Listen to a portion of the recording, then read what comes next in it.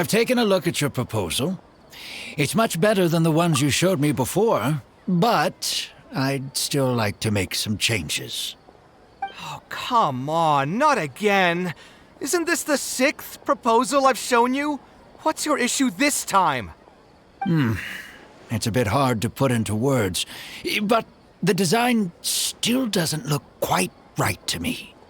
I have to say, that's a terribly vague and unconvincing explanation. Please enlighten me. What would feel more right to you? For starters, don't you think this roof is jutting out a bit too far from the top? It looks almost like the head of a fungus. This door, too. I don't think it needs to be nearly this large.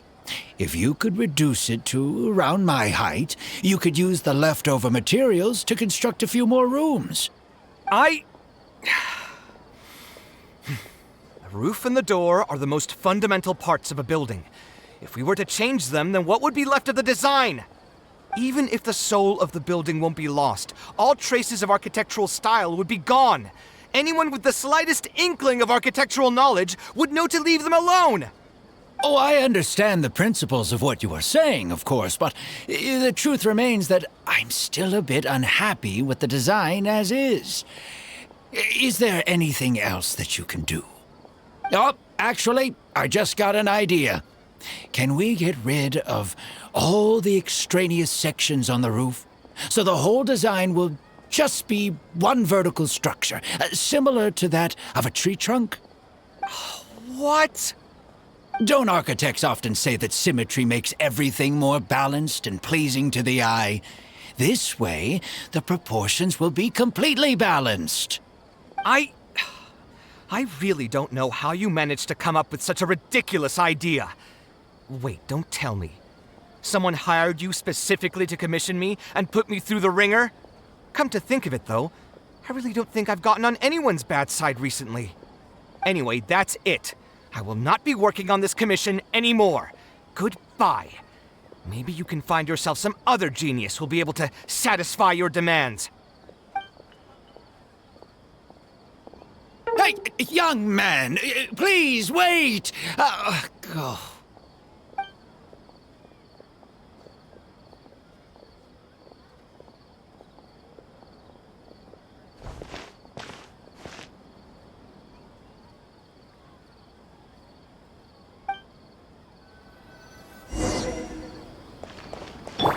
Rain outlines your fate.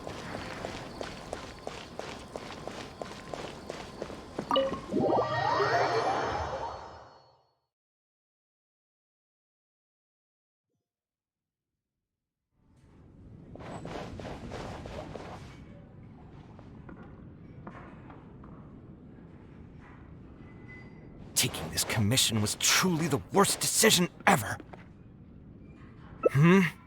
Oh, hey, I wasn't expecting to run into you here. Actually, while we're on that, what are you doing here at the tavern? Don't listen to anyone who says that drinking is an elegant pastime. It's no good for your health. So you saw all that, did you? Ugh, I thought I was in the clear. I made sure to double-check that nobody I knew was around. Anyway, thanks for looking out for me. Honestly, it wasn't that big of a deal. I'm used to it by now. Stress is just an inescapable part of being a working adult. Boss, I'll have a glass of wine. Same as last time. Do you want something too? I'll put it on my tab. Wine and a glass of juice coming right up.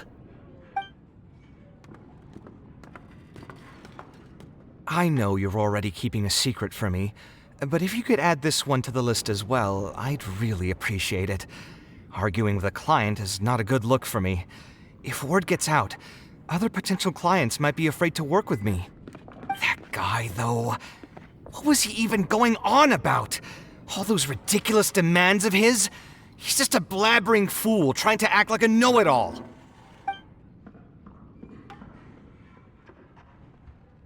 Another glass, please, boss. I'm not leaving today till someone has to carry me out. You've got it, sir. I gotta say, though, it almost feels like you're saying that every other day now. It really is every other day that you'd run into a client who knows nothing about construction requirements or architectural style.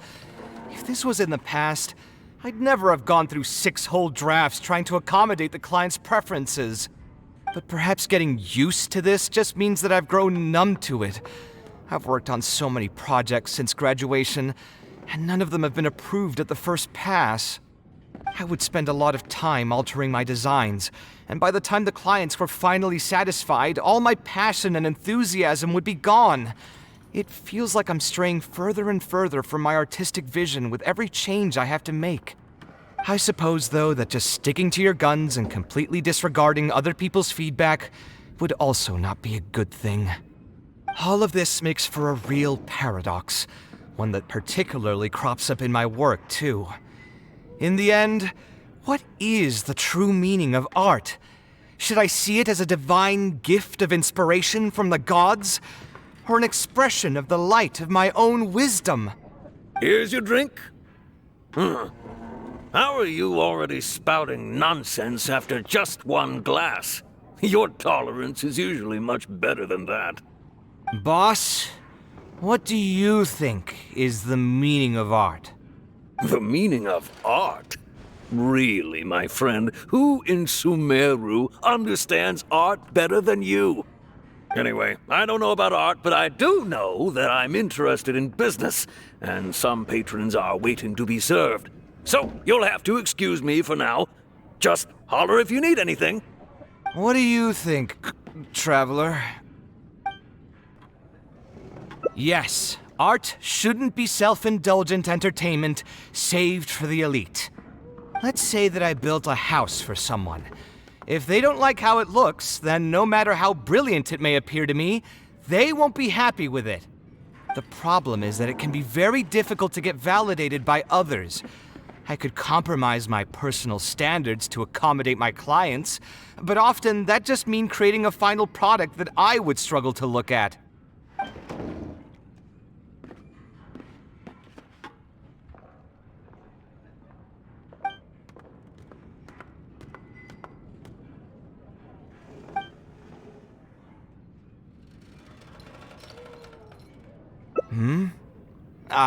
Thanks for offering, but you've seen how he is. He's not going to listen to anything I say. He understands nothing about my design, and all the suggestions he made were as if he just wanted to mock me. Okay, it is possible that I was just jaded by my frustration. Well, given I'm already on my 6th draft, I can probably push myself to make a 7th. Let's go have another talk with him. I know where we'd be able to find the guy.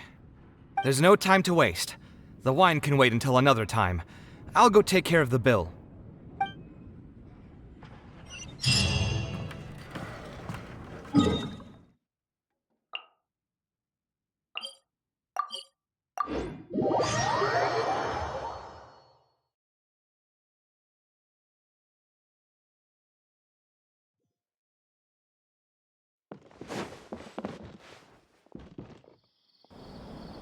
Gaining some altitude can bring some perspective. Kaveh, what are you doing here? I've changed my mind. I was overreacting earlier. Can we try discussing the project some more? My apologies as well. Now that I think about it, some of my requests were indeed a bit unreasonable. If I choose you to create the design for my project, I should have a bit more faith in your vision. Thank you for understanding. Mutual trust is the basis for good communication. Now that we've got that out of the way, I think we can have a more productive conversation. To be perfectly honest, your commission request has been the most peculiar one I've ever received. Even now, I still know nothing about the building's intended purpose. All I know is that you want to build something in the desert for public use. I am aware that overly specific requests will restrain the architect's artistic freedom. However, knowing nothing about the intended purpose of the building also means I have no idea if I'm on the right track. I've produced several draft proposals for you to choose from, and you've rejected every single one. If we don't get on the same page, it could be a decade before we can finally break ground on this project. Yes, I've given this some thought already. I think we can go with the general direction of the latest proposal that you just showed me. It's just... Just what? Putting the building design aside, can we get some less expensive materials for the floor tiles? Yeah, I know someone in the business, and the red bricks he sells can go for pretty cheap. The timber here as well. We should be able to find some substitutes. Please give me a moment. My head's starting to hurt again. Just please hold on for a second. So, let me get this straight. You want to reduce the cost of the project, right? But if we implement your suggestions, then I'm afraid we have to scrap the entire design. Architectural design cannot be neatly split into discrete parts. Any change to one part of the design will affect the quality of the whole thing. I decided to utilize high-end timber for this section because the weight-bearing structure requires the supporting materials to be durable and strong. Same with the tiles. Switch them out and the entire mural will have to be redesigned. More importantly, if we make such a change, both its practical functionality and aesthetic value will take a great hit. If all you need is a building with a roof that can keep people dry in the rain, you shouldn't have commissioned me. Many architects would be able to build you one of those while charging far less in commission fees. Actually, Please tell me, are you absolutely sure that there's no room for any changes in this draft of the design? I think the most important thing for me is to understand what you would actually like to get. If you could tell me more about your vision, I might be able to work with the design some more. You are the client, after all. You should have the final say on how the project turns out. I want to build something unique. Something quiet and warm inside. A refuge that can block out the world outside. I want all who enter this building to be able to temporarily forget everything that's going on outside of the building and just focus on their task at hand. That's a bit more information than last time, but it's still extremely vague. To put it another way, every rich person who wants to build a mansion for themselves would request something like this. We've gone through many proposals, and this draft is already the cheapest one. Cutting costs by substituting building materials will not only detract from the overall effect of the building, it also won't save you much Mora in the grand scheme of things. Thank you for giving it so much thought. Please, give me some more time to mull over the budget. I'll get back to you once I've figured out a solution. I still have a few business meetings that I must attend, so I'm afraid I'll have to leave for now.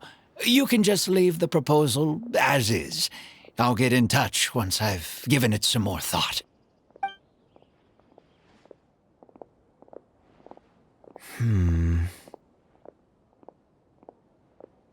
I also have a similar feeling. Is that really okay? I mean, what he does now is none of our business. He does seem really suspicious, though. He dresses like a rich person, but when you talk to him, he hardly sounds the part. That's actually pretty common. Not all rich people are spendthrifts. Many are just, as if not more, stingy than him. The more Mora some people have, the more they love interfering with people's lives. Like constantly reminding you to pay back your debts, or hinting every other day that it's time for you to pay rent.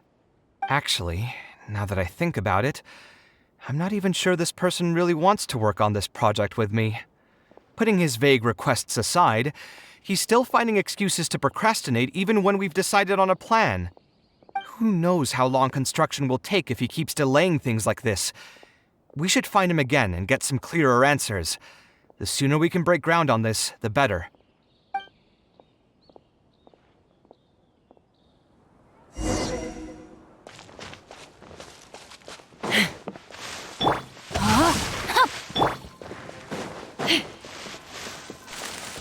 Huh? Where did he go? I could have sworn he went this way. Let's keep looking.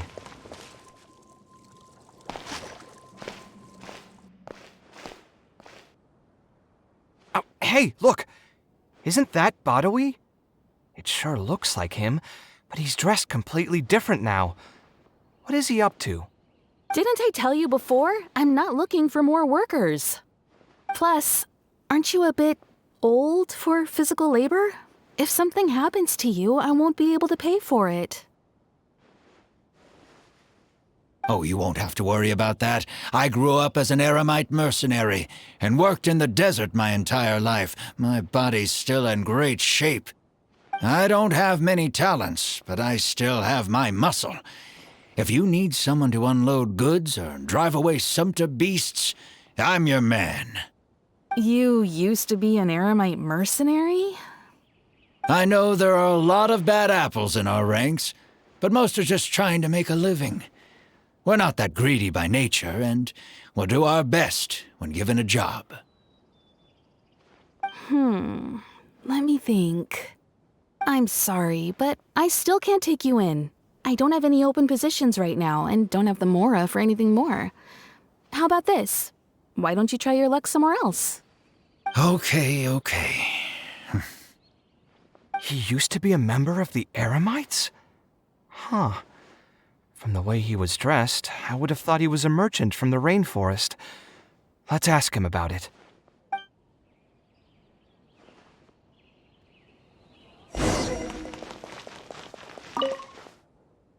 We meet again. Huh? Why are you guys here? That's what we wanted to ask you. Who are you? Why did you dress up like a merchant to talk to me about our project? There's no need for us to continue this project if you still want to keep hiding things from us. I don't work with individuals I can't trust. Believe me, I didn't have any bad intentions. It's just... All right, there's no point hiding anything anymore. The building I'm trying to commission you for is not really a personal residence for me, but rather a library for children living in the desert. A library? Funded entirely by yourself? Shouldn't this be the responsibility of the academia? I've heard that the academia will be looking to prioritize the desert with the allocation of educational resources and materials. It sent over a large shipment of regular goods just last month. You're right, and I was aware of these happenings as well. I just figured what I want to do is a separate effort from what's already being done by the academia. The desert is too vast. Even if the academia spends a lot of effort trying to disseminate knowledge in those parts, it might still take decades, if not centuries, to reduce the educational gap that already exists between the two regions. And what's more, I don't know if the academia would ever reverse its stance in the future. All I know is that as a desert dweller, we should not wait passively for good things to happen to us. If we only did that, we'd never be able to stand up and hold our heads high. I don't have much longer left on this world, so I just want to use whatever time I have to contribute something to my homeland. I didn't want you to know that I came from the desert. I've lived in the desert my entire life, and there wasn't anyone here that I could trust. I figured I needed as much safety as I could get. To the point that you even disguised your identity? That's certainly taking playing it safe to the next level. Hold on. Don't tell me you've also been scammed before. When I first came to Sumeru City, I brought a lot of Mora, hoping to find an architect that I could work with. Someone agreed to take on the project, and even took a sum of Mora from me, but then disappeared without a trace. After that, I heard that there are a lot of untrustworthy people in this business. Some would run as soon as they've been paid, while others would deliberately use expensive materials and take a cut of the construction funding. I spent a while collecting information in the city, and eventually learned that you're the most famous architect and all of Sumeru.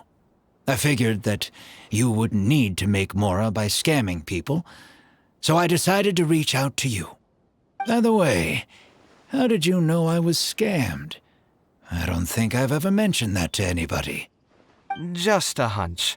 A while ago, I accepted an offer to work on a project in the desert, and was also scammed out of a large sum of Mora.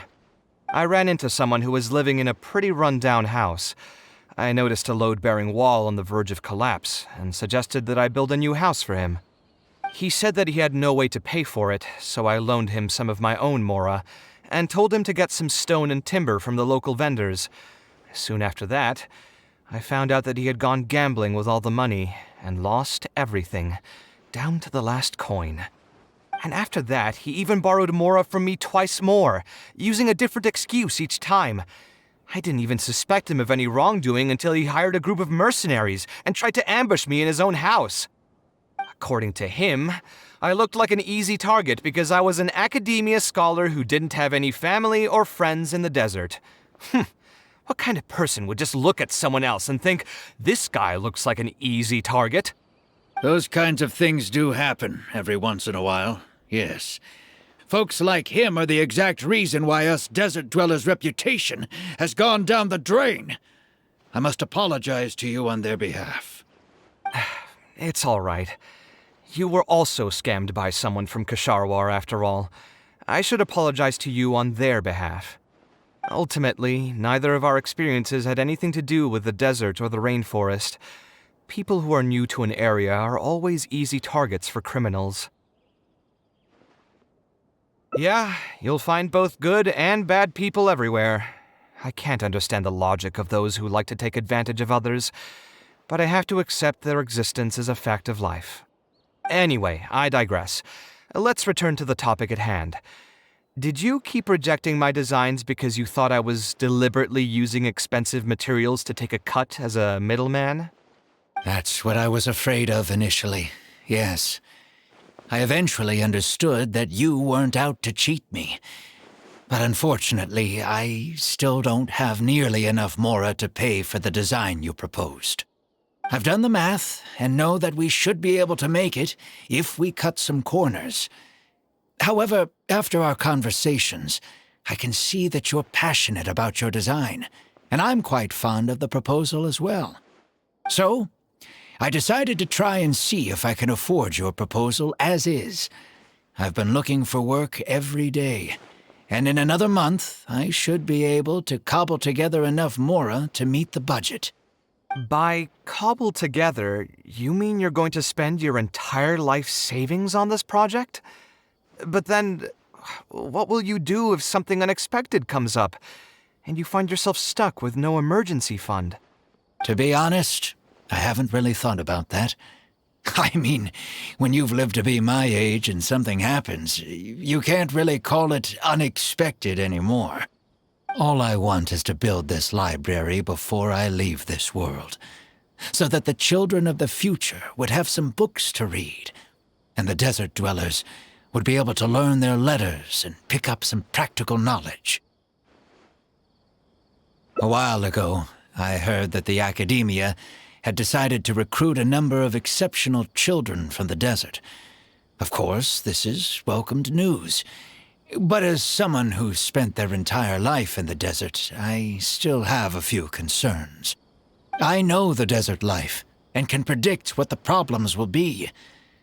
Many children from the desert have had neither the interest nor the proper environment to learn. So even if the academia would take them in, once they enter the halls, they might find themselves surrounded by other children who look and act very differently from them. And as a result, they might become socially isolated. Yes, I can imagine that. My father passed away at an early age. Even though I had a good number of friends during my years at the academia, for some time I still sensed many critical looks in my direction. I'm sure a child coming all the way from the desert will have an even harder time. But let's bring this back to the building itself. I think you said that you want this building to be quiet and warm, with its doors serving as a solid barrier to block out the sound and fury outside, and allow one to focus on the book in their hands. Building it according to the current plan will be quite costly. Even if I don't charge you any commission fees, I don't think we'd be able to keep it under your budget. Any ideas on what we can do? A slightly different style. Give me a minute. Most architects would probably prioritize cutting costs and removing extra features in this situation. Indeed, converting the building into a simple bungalow would solve most of our problems. However, I do not think this would be the best solution. While it's true that the aesthetic value of a building is often viewed as an afterthought, neglecting it has some long-term negative consequences. It is especially undesirable in this situation, as the library will serve a high number of children, many of whom would have never been exposed to structures that may be considered elegant or beautiful. To completely give up on the more aesthetic design would mean stripping the children of an opportunity to appreciate the beauty of architecture. I share Badawi's sentiments in wanting to preserve a more complex design. However, if we can reduce the ornate aspects of the design while maintaining its fundamental elegance, which is to say we won't touch the arches and stone pillars, but make changes elsewhere. This is definitely a first. To make up for the loss of regular details, we would need to put a lot of extra effort into the layout, lines, and color. I see. Would that really be okay? It just increases the difficulty of the design. You should feel lucky that out of all the architects in the city, you chose to approach me. Most of the others would have given up on this project by now. As for inspiration, I think I might have something in mind, but I'd need to visit the site to make sure. Where do you want this place to be built? Tell me the exact location. Aru Village. Although it wasn't my childhood home, I think it'll be the best site for such a building. Okay, then we can pay a visit to Aru Village. Is there something I can do for you? I've already caused you a lot of trouble before, and now you're revising the design again because of me. Which draft are we even on now? It's making me feel terribly guilty. Let me think. You said you used to be an Eremite mercenary, right? In that case, you could help us clear out some monsters that are blocking the way to Aru Village. We want to keep the roads clear, and reduce the loss of materials during transport to a minimum. If everything goes well, that'll help us save some Mora. All right, just leave it to me. If there's anything I'm good at, it's clearing out monsters. What are you waiting for, then? Let's pack up and get ready to go.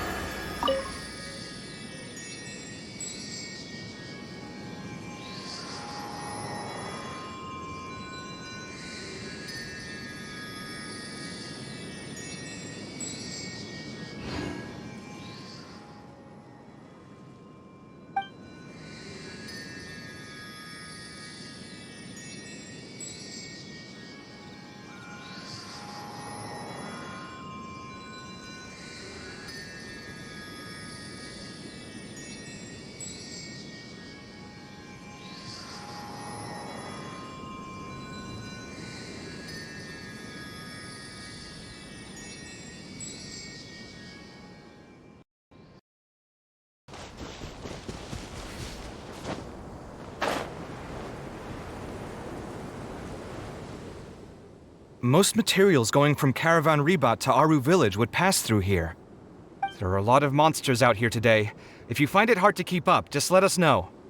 Oh, don't worry about me. This is nothing. I'll be careful, though, and you should do the same.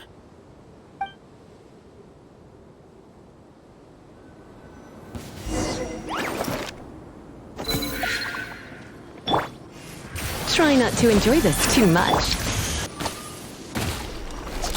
Knock him down.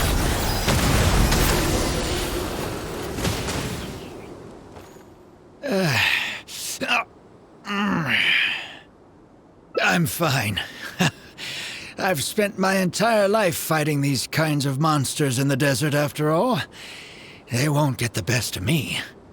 But it's one thing to fight against monsters, and another to fight against an old injury. It's something I picked up when I was young. There were many fights between mercenary brigades back then, and one day someone stabbed me in the back. I didn't think much of it back then, but with age, it's caught up to me. Few mercenaries get to enjoy their later years. Failing health tends to take the joy out of reputation and wealth, and many mercenaries never even made much of the latter to begin with. Is there someone you know who can help to look after you? Unfortunately, no. My wife passed away at an early age, and I don't have any children.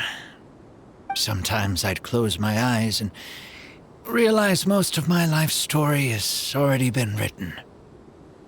I have many regrets about my past, but at the same time I also know that there were never many options for me in the first place. I joined the Eremites when I was young, and won many battles with them. My survival was more a matter of luck than actual ability. If at all possible, I want future children of the desert to have some more options in life. I don't want them to turn out like me. My apologies. The older we get, the more we tend to ramble. Seems like we've already cleared out most of the monsters. Let's hurry over to Aru Village.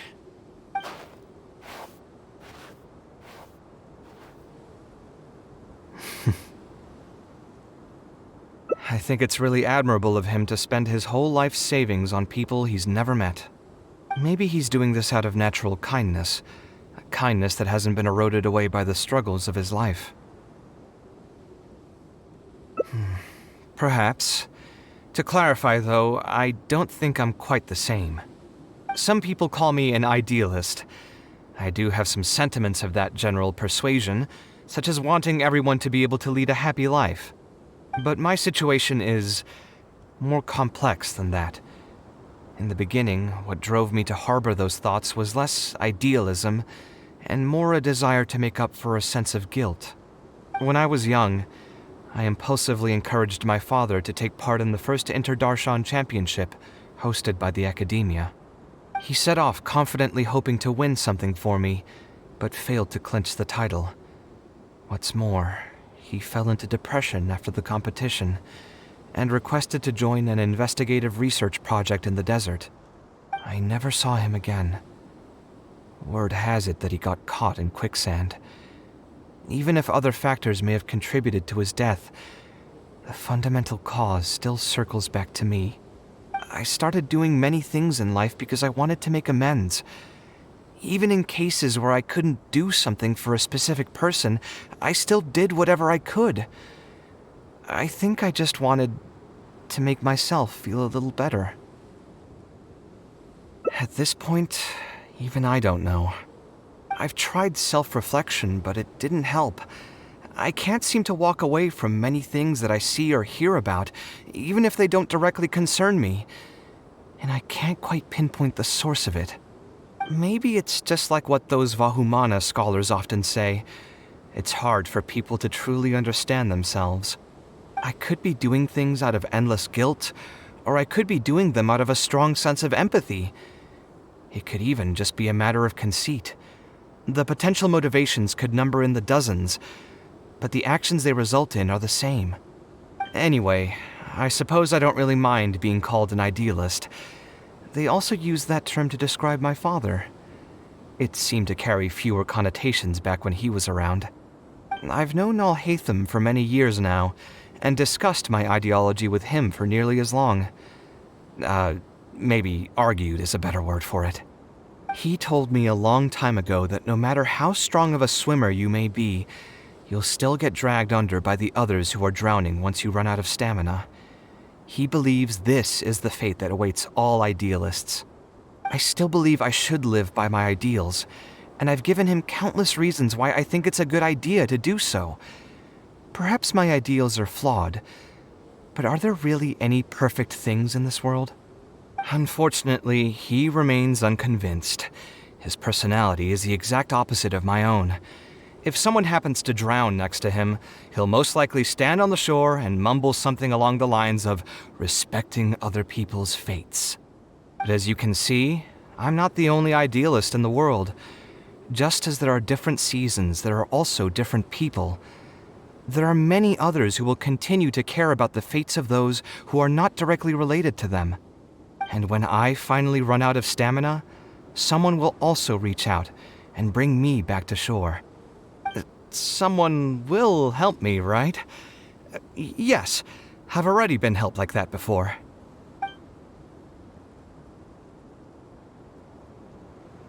Oh, please. It's not like we're actually talking about swimming. Also, just so you know, I actually took a swimming elective back in the day. Don't underestimate my skills. Either way, I'm feeling much better than when you first found me at the tavern. I can feel inspiration already welling up inside of me. Maybe this will be just the opportunity I needed to create a whole new style. All right, let's head to Aru Village.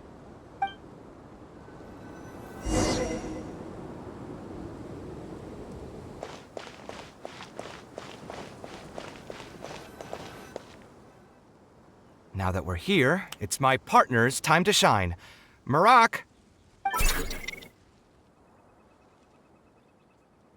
Oh, what's this? My toolbox. I built it using an ancient mechanical core. It's not too smart, but it's super useful and can help me with a variety of tasks. I'll take Marak and find a suitable location for the building. Once that is done, I'll get to work on a few designs. Traveler? Ah, you know each other? Hello. I suppose you must be Kaveh from Kasharawar. I have heard of you before. My name is Sitaria, and I'm currently the person in charge of promoting educational assistance programs here in the desert. Educational assistance programs. Then you must be familiar with the local conditions here. I can't say I'm too familiar just yet, but if you have any questions, I'll try my best to answer them. I've been commissioned by Mr. Badawi to build a library in the desert. We've settled on the general design direction, but we are trying to finalize some details based on the conditions around the intended location. A library? Do you intend to open it to the public for free? That's right. I want to make sure the children will have books to read. That's fantastic! I'm sure the children will be thrilled. Right now, we don't have access to many paper books or a quiet place to read. Truth be told, this very thing has been keeping me up at night. Let me get straight to my questions then. Can you estimate the number of children around here who'd be interested in reading? Besides the usual noise of village pedestrians, are there any other sources of noise in the village? Oh, and have any landslides occurred here recently? And also, where are the spots around the village that have been most affected by wind and erosion?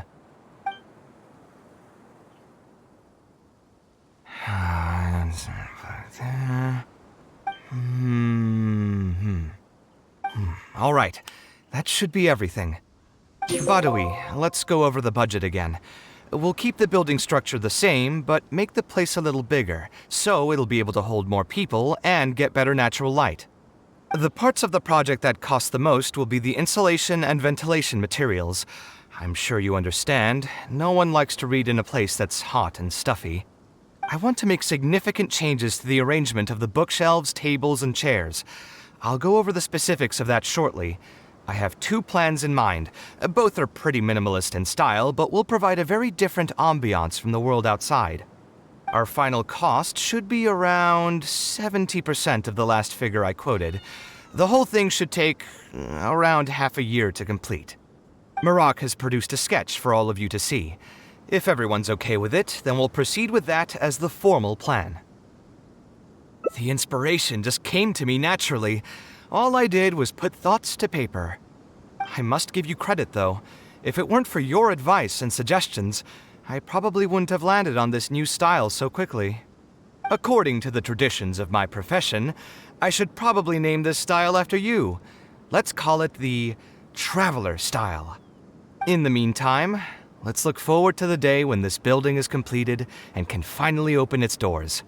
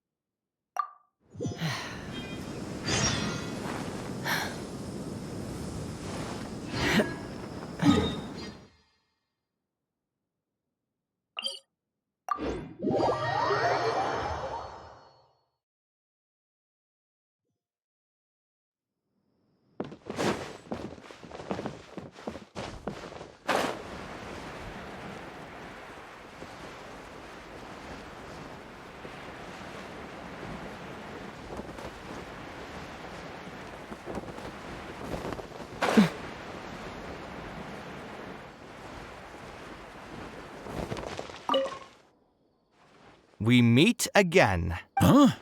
That's what we want. There's no... Believe me. A library? I've heard that the You're right. The desert is too... And what's more, all I know is I don't have much longer left on this world. So I just want to use whatever time I have to contribute something to my homeland. I didn't want you to know that I came from the desert.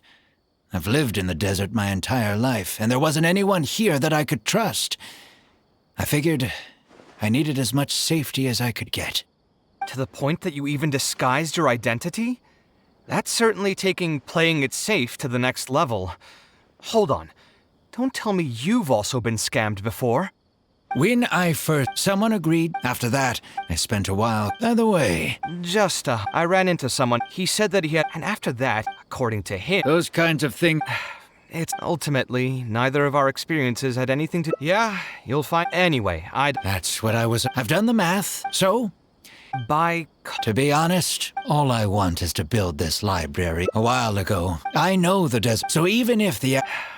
My father, I'm sure a child, but let's bring this... Building it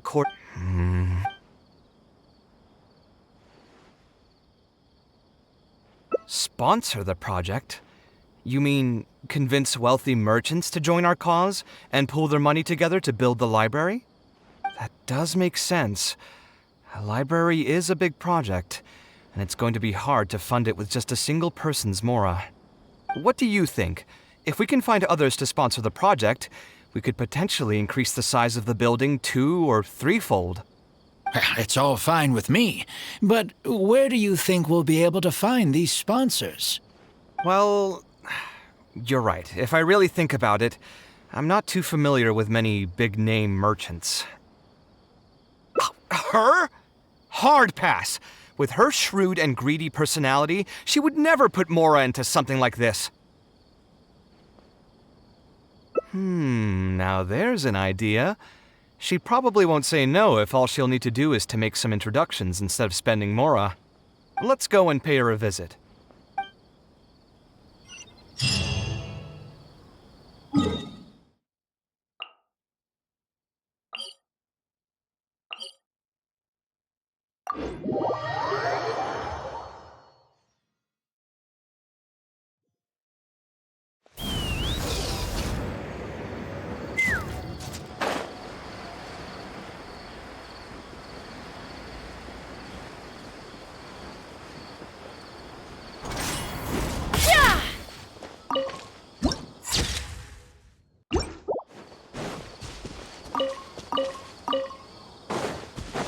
Take me up!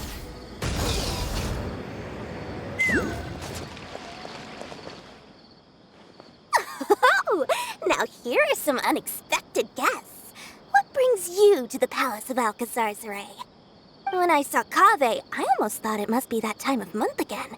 Sadly for me, I must wait a few more days before I can collect my shiny Mora.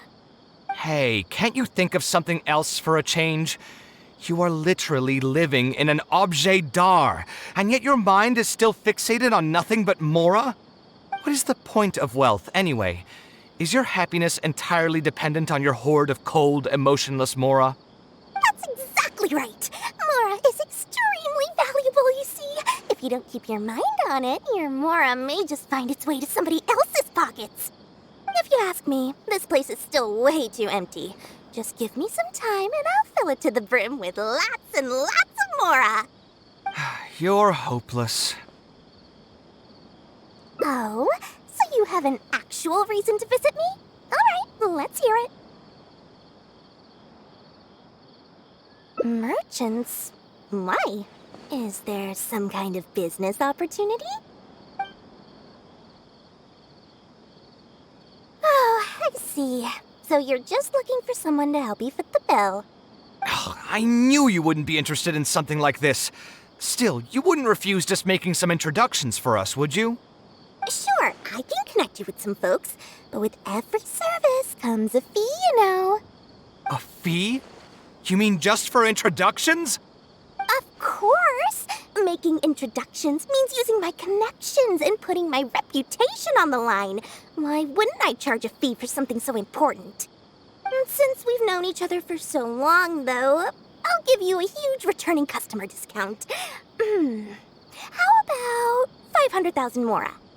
500,000?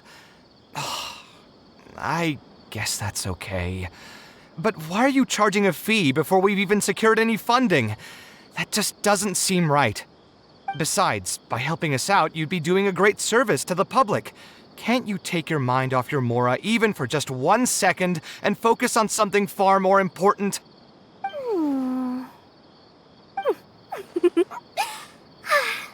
Very well.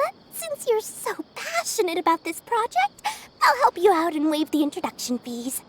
3 of my business partners came by earlier today to discuss some things with me, and they still haven't left yet. I'll arrange a meeting for you, and just so we're clear, it'll be up to you to present your project and discuss any deals. Thank you so much. You can wait here. I'll bring them over to you. Let me see. Speak with the butler. Where did I put the delivery checklist? Dory gave us a brief introduction about the two of you. You are Kaveh, the renowned architect, and you are the traveler. Practically all of Teyvat has heard of you by now. To be frank, I don't feel like there's an obvious business opportunity here, but since Dory took the time to introduce you, we can spend some time to have a conversation. So, let's hear your idea. All right, here's the situation. I've been commissioned to build a library in the desert, with the intended goal of allowing the desert dwellers to have more access to reading materials. So it's a public welfare project? Correct. Then the commission fees will likely be very low. You should be careful. I'm not too concerned about how much I'll get for the commission fees, actually. I'm fine with doing it for free. I just want to get this project rolling as soon as possible. We're just a little short on funding. So what? You can't possibly expect that we just cover the shortfall for you. Besides, what does a library in the desert have to do with us? If you want to build it yourself with your own Mora. Seems simple enough to me. Hey, there's no need to be so harsh. They are Dory's associates, after all. Here, can you tell us a bit more about what we can gain from sponsoring this project? So we'd mostly be doing it for reputation and exposure? There is some value to that. It could make doing business in the desert a bit easier. Well, just speaking for myself, I've got nothing in the desert. I also have a concern. It feels like there's not much to profit from in the short term.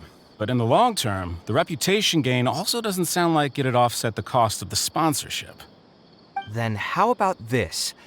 What if, instead of building a single library, we commit to an entire complex of buildings dedicated to culture and education?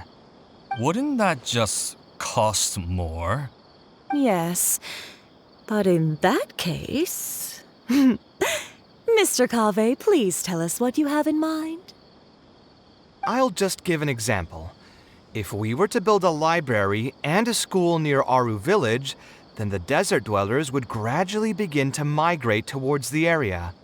A whole suite of buildings will be able to host more traffic, and thus drive the economic development of the entire area. In turn, that would lead to direct business opportunities. I've been to the desert several times.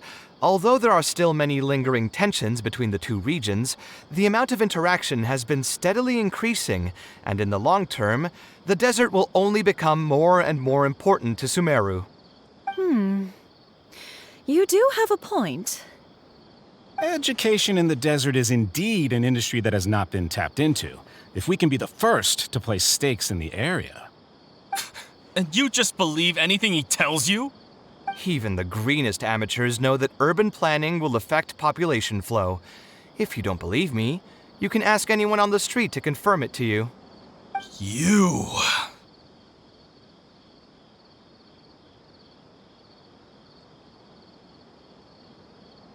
Hey, why are you starting to sound like I'll hate them? Wait, something just occurred to me. If we're going to build a library in the desert, Aru Village would obviously be the best place for it. But it seems we're not the only ones with our eyes on the village. I heard a rumor a while back saying a lot of land and buildings in Aru Village have already been secretly purchased by a big-name merchant. What? What? In other words, if we try to join the fray now, there won't be much left for us. If we want to build a suite of buildings focused on education and culture, Aru Village is the prime location. If we want to build it anywhere else, we'll have to deal with a far larger list of problems. It's not impossible, I suppose, but... Then there's no hurry. We can wait for Aru Village to develop more first and get into the market for expansion to other areas. But if you were to do that... Is there nothing else to discuss? Great timing! I pretty much heard all I want to hear. If there are no other urgent matters, I'll be on my way. I'll be off as well. If you have any new ideas, please feel free to reach out. It seems like the others are not interested in funding this, so no point in me doing this on my own. Let's revisit this another time. Hey, guys, wait! Well, what can I say? I guess it went somewhat as expected. They are Dory's friends, after all. As soon as they heard that there's not much Mora in this for them, they lost all interest. Yeah, it's just another day doing business with people. But I can never get used to that. Those people never think of anyone other than themselves. Looks like we'll have to figure out some other way to get the funding. Let's go. How did the meeting go? Want to talk about it?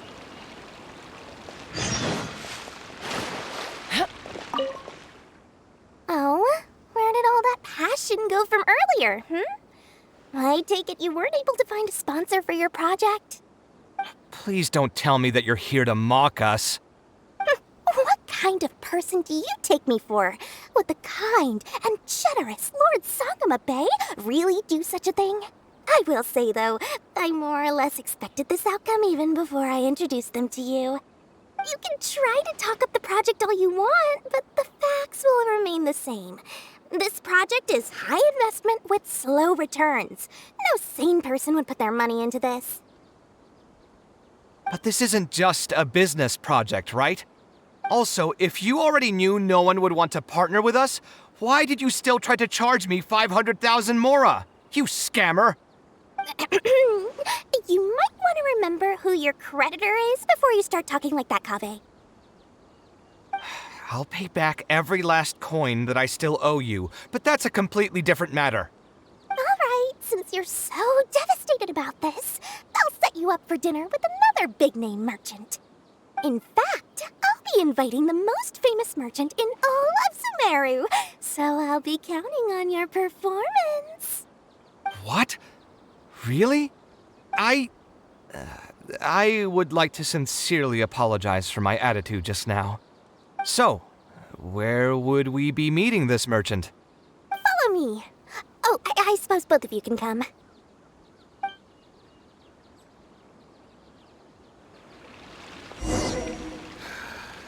just wish that some people would actually do their jobs.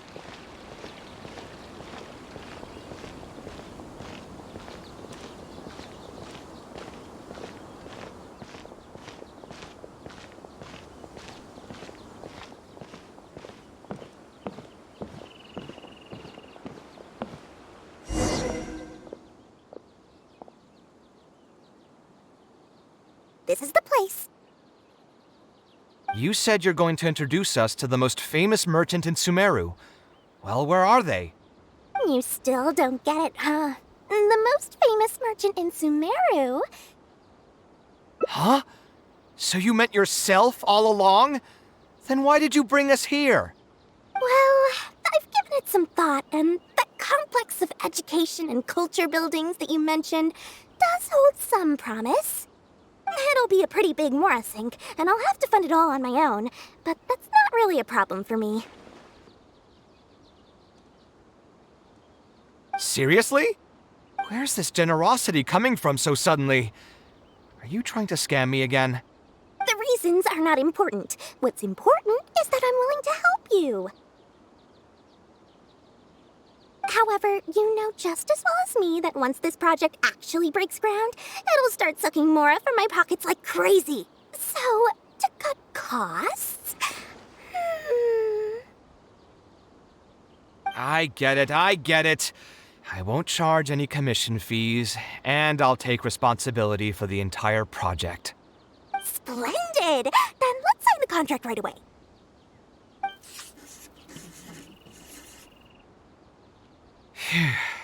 This way, the children of the desert will have some books to read. Their lives should improve a bit after this. Of course, there are a few things better than using my knowledge to help other people change their fates. I must thank you as well, Dory. I used to say you only cared about Mora, which might have been some prejudice on my part. Sorry for that. I will also try to pay back my debts as soon as possible. Now, let's have a quick discussion. Where would you want the library to be built? That will be the most important building. There's no rush. I'll provide you with a copy of the deed when we get back. You can just use the address on the document to find the lot. Huh? The deed? So hold on a sec. The person who has been buying up everything around Aru Village was you all along? Oh my, did I not tell you about that? Yep, yours truly has been buying up all the land. I must thank you for bringing your ideas to me. Before our conversation, I had no idea what to build on all those lots. So, from my perspective, this has been a great turn of events. I didn't put much in and easily got a lot in return. But what about my commission fees? Huh? Didn't you waive those yourself? I was just gonna say that to cut costs. We mustn't procrastinate and should start construction as soon as possible. But before I could finish my sentence, you volunteered to waive your commission fees and even promised to take responsibility for the whole project from start to finish. I'm so touched, really. It's obvious that you used every trick in the book to deceive me. You deliberately paused for a long time while talking about the project and kept glancing at me with that menacing look in your eyes. Huh? You really think so? Well, the contract's already been signed, so there's no point in dwelling on the details. You know what? I'll pay for tonight's dinner.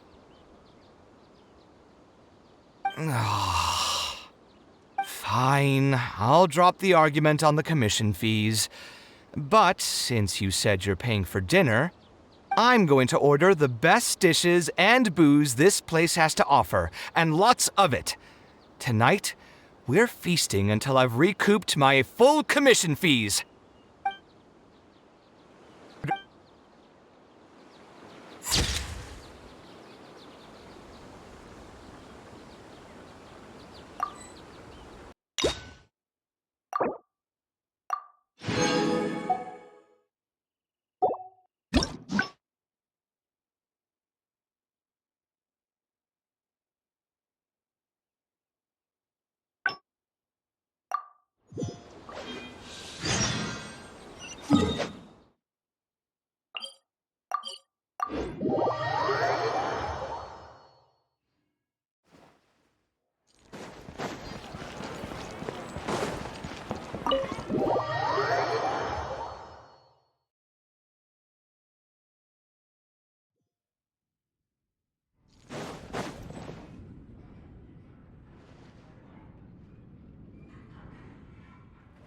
Taking this commission was truly the worst decision ever. Oh, hey.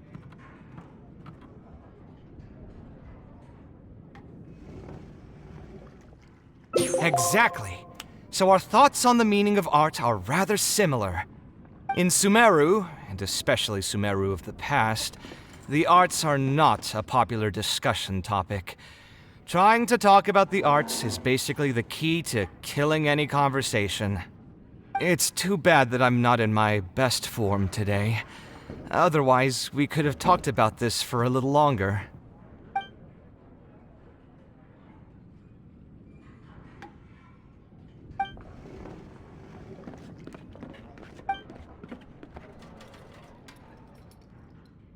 Sounds great to me. I don't even want to think about this project anymore. But what should we do? It's probably not a good idea to just drink until I pass out here.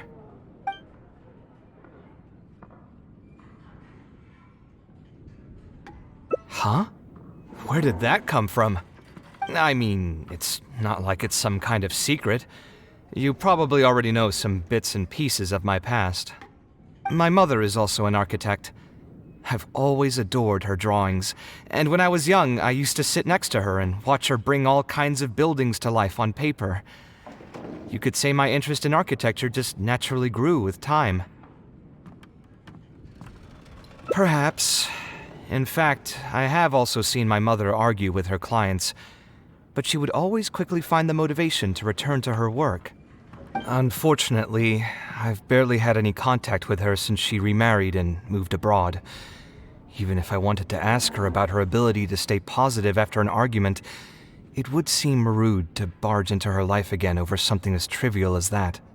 I did remember something else, though.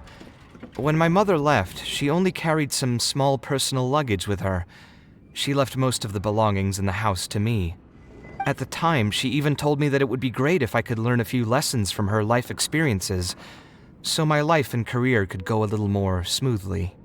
I hadn't quite come to grips with my emotions, and didn't really have it in me to go through any sentimental items, so I just packed anything with memories away in a box and haven't reopened it since. It's been a really long time. Now that so many years have passed, maybe I have finally developed the maturity I need to face those memories without losing my mind. Yeah, I should dig it out and take a look. Sorry, I've had too much to drink and wasn't thinking clearly. You're right. I should do these kinds of things with the support of a friend. Speaking of that, I can call you a friend now, right? Either way, thanks for reminding me that I can invite you to come along.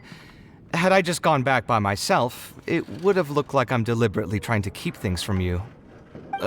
Thinking too hard about the words is giving me a headache, so I'll just give it to you straight. Thanks to your advice, I have decided to put my current projects on pause for now, and spend some time trying to rekindle the passion for my craft. If you want to stick around and see how this will turn out, you'll be sure to encounter some bits and pieces of my past. Do you think you'd find that too boring? All right, then let's head back together. I mean, you already know where I live. Who knew that the day would come when I too would have some friends over? Let me see. I should have tidied up the place before I left the house this morning. Alhaitham shouldn't be home now either. He's usually in the records room at this time of the day. Anyway, there's no more time for drinks. I'll go take care of the bill.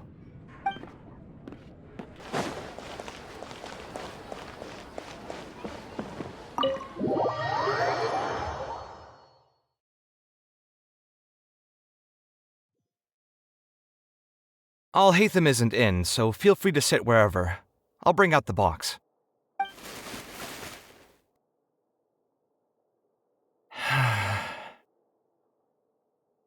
Oh, nothing. I just didn't realize how much time had passed. The box is pretty dusty, which means it's already been a while since I've moved into this place, and many years since my mother moved to Fontaine. I'm happy for her. I hope she'll be able to find happiness there. She raised me all by herself after my father passed away. It definitely wasn't easy for her. Anyway, enough about that. Let's see what I packed into this box. What are all these things? Oh, I remember now. This is a drawing I made in Port-Ormos. Obviously, I wouldn't call it anything special now, but I was less than 5 years old when I made this drawing. That's more than 20 years ago. You could say it's pretty good for a child of that age. Now that I've said that out loud, I suppose I do have some level of artistic talent, right? Criticism and self-doubt have always been a part of the artistic process.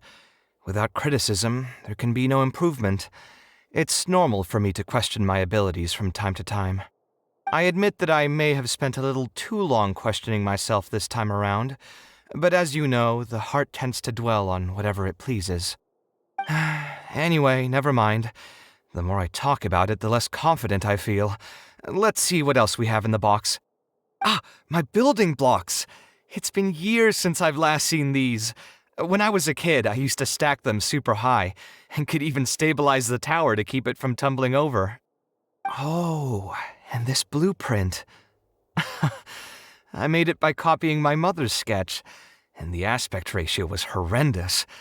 It's still technically the first blueprint I made myself, though.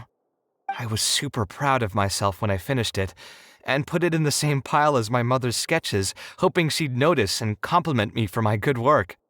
Unfortunately, my mother didn't realize that I had put it there. When she had a meeting with a client the next day, she handed my blueprint to him by mistake. The client was completely confused by this new blueprint, but apparently he felt too tongue-tied to question such a famous architect. It was only a few days later that he finally gathered up the courage to pay my mother a visit.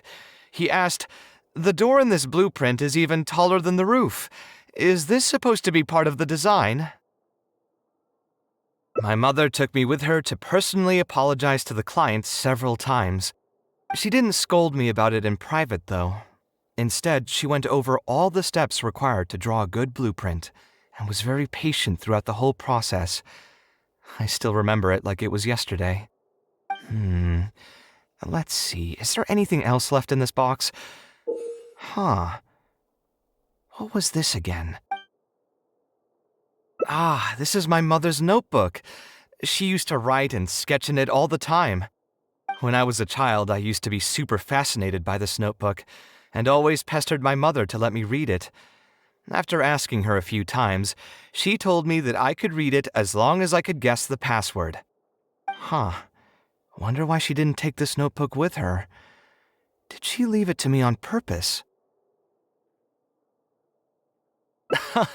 If only I could. I never managed to guess the password. Hey, it's not a matter of time, it's a matter of inspiration. That's what we need to guess the password.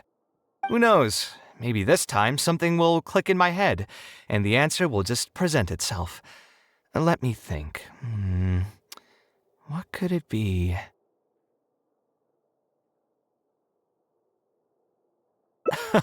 I could tell what you were thinking. Don't worry, I tried all the easy guesses a long time ago. I've tried my name, my father's name, my mother's name, my grandparents' names on both sides, and all of our birthdays. I've tried every name and number remotely related to my family. I've even tried stuff like love you Kaveh, take care, and yours truly. I've tried every cheesy phrase and well-wish in the book, but this lock has refused to budge. I wouldn't try that route again. I have a hunch that it won't be that simple. Also, if she really did use something like that, she'd never hear the end of it from the folks over at Haravatat if they ever found out. So we could find someone who was close to my mother and see if they might know anything? I see what you're saying, but who should we talk to for that? My mother was never really the one to be social. My father was the one with more friends, but all those connections were severed when he died. Let me think. Is there still someone at the academia who would know my mother? Ah, actually, there is someone. Professor Zaha Hadid.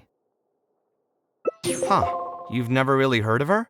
She's a famous Kshatriyar scholar and leading expert in formal garden design. My mother studied under her as a student many years ago. Professor Zaha Hadid published many works during her career, so I was able to learn a lot by studying her essays. If there's anyone who still remembers my mom, it'd be her. She's older now and is no longer teaching at the academia. But if I remember correctly, she spends most of her time around the Bimarstan area. Let's go take a look. We might run into her if we're lucky.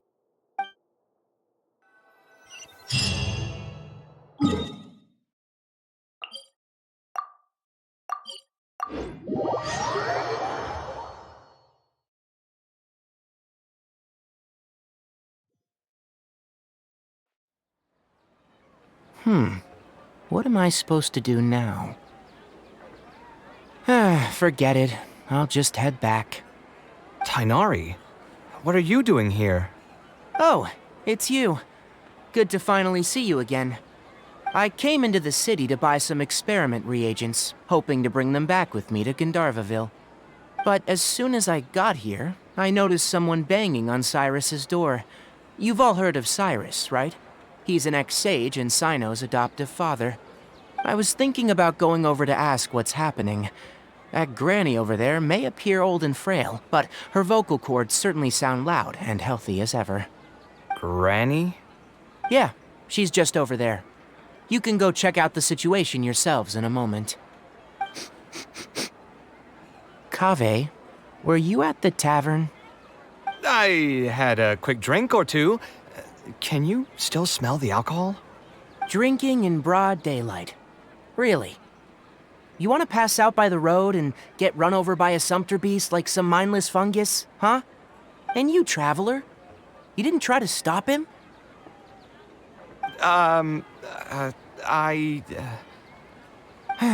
You look like a wreck, Kaveh. What happened? Are you feeling down again? You know what? I'm hosting a meal at PART-75 tomorrow evening. Do you want to come? Huh? Oh, I had no idea. Let me think for a moment. I'll come if I can find some time. All right. Then I'll plan on reserving 2 seats for you. I'll be heading back to Gandharvaville for now. I have a feeling that argument over there is going to continue for quite some time. It might be best if we don't get involved. A granny who lives nearby. Let's go take a look.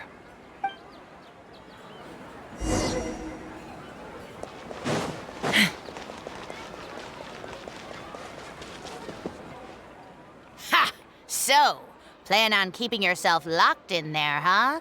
Fine by me. If you're not going to come out, then I'm not going to leave. My tomato was growing so well, it had all the potential to become the best tomato this year, and you cut it straight from the vine! I already told you I had nothing to do with it. Why would I take a tomato that's still weeks from ripening? You'd have to be awfully green as an investigator to think it was me. Ugh. You see, the word green here can refer to both the color of the tomato and the fact that your skills could use some. Enough nonsense! Just come out and face me, you coward! You're out of your mind. If I've actually done something wrong, then get a mantra and pull me out by force, why don't ya? Oh, why you? Professor Zaha Hadid? And who are you? Oh, Kaveh. Fancy seeing you here. How long has it been? Come on, get over here and let the professor take a good look at you. Not bad, not bad. You've grown taller again. Professor, what's going on here? It's no big deal, really. A few of us old scholars got bored in our retirement and decided to put together a vegetable growing competition. At the end, whoever loses will have to go up on stage and do a performance for the winners.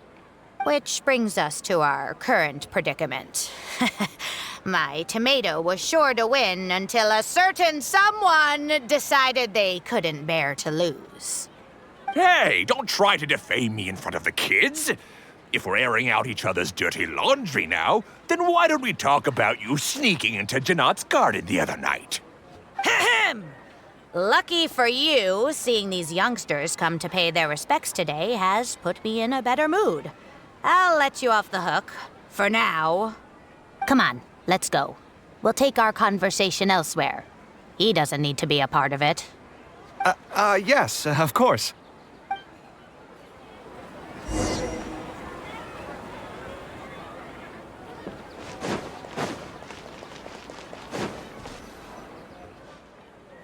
Is Faranak still doing well? Yes, as far as I know. She left for Fontaine some time ago and started a new life for herself. She's still doing work related to architecture, though. Ah, yes. I did hear about that. Did that upset you at all? No, not at all. She's already sacrificed a lot raising me as a single mother. That's good to hear. Your mother did struggle quite a bit those few years. It's probably a good thing that she found a new place to call home. Sometimes I wonder if things were harder for her because she was so beautiful. People were always drawn to her beauty first, only to realize she had a sensitive and vulnerable heart underneath. She was still quite young when she first joined my class as a student. Beautiful and radiant with her golden hair, yet quiet and single-minded. She seemed like a lass from some aristocratic house who was seeing the outside world for the first time. She had to make a lot of drastic changes in her life to raise you on her own. Even during her time in the academia, she was a thorough perfectionist. If she was unsatisfied with something she had made, she'd insist on redoing it, even if I was perfectly happy with it. She had many admirers, and they'd always fill up the first few rows of seats, hoping they could get closer to her sitting in the first row. If it were any of my other classes, you'd have found nobody sitting in the front. But every time I saw her, she was always in that same rigid pose. She'd have one hand on her forehead with the other clutching her pencil. Her eyebrows would be knitted in a frown as she concentrated on the blueprint in front of her. I'm sure she had many difficult moments in her life. How did she cope with the stress? I'm not too sure. She never talked about such things with me. She rarely opened up to other people, you know. I do remember one time, though, when she got into a heated argument with a friend. She said something I found very memorable. She said, "True art cannot be understood, but as an artist, I wish some people could understand its meaning and value." If you ask me, that's probably the greatest source of pain for geniuses of their craft. It's extremely hard for them to find someone who can truly understand their ideas. So that's how it is. I wonder if the password could be...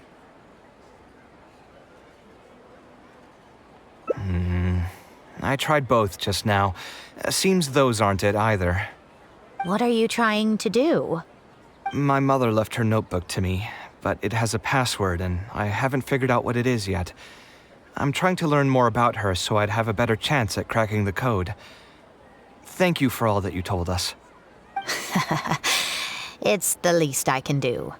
Talking to youngsters like yourself makes me feel younger too. Honestly, looking at you now, I can see how much you resemble her. It's almost as if she's standing right in front of me again. Your personalities are quite alike too. You're both stubborn and both a little awkward. Of course, I'm sure the similarities are mostly superficial. But so long as you continue to harbor those traits, you'll find a lot of difficulties in your work. I've taught a lot of students over my career, and in my experience, very few genius architects of Ksharawar ever found happiness for themselves.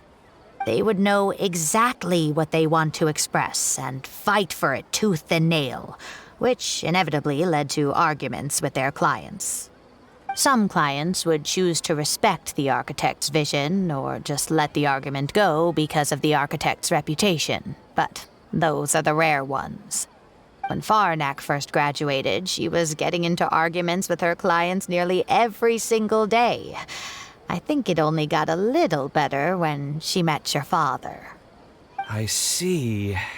But wasn't my father from Rotawahist? Could he understand the designs my mother made? No, I think they were probably beyond him, too. But despite that, he still stayed next to her, listening to her joys and sharing in her sorrows. Faranak had many admirers, but she ended up choosing your father. His support probably played a part in that decision. So instead of understanding, perhaps all we need is just companionship. Huh. It worked. Oh, was that the right password? Yes! Then you should be on your way, child. Find a quiet place and see what she wanted to say to you. Being the awkward person that she is, I suppose there were many things that Faranek could never say out loud. Instead, she probably left them in her diary, hoping that they would make their way to you one day. If you're ever in a mood to chat again, just come and find me here. You're always welcome to discuss architecture topics with me as well. Thank you so much, Professor.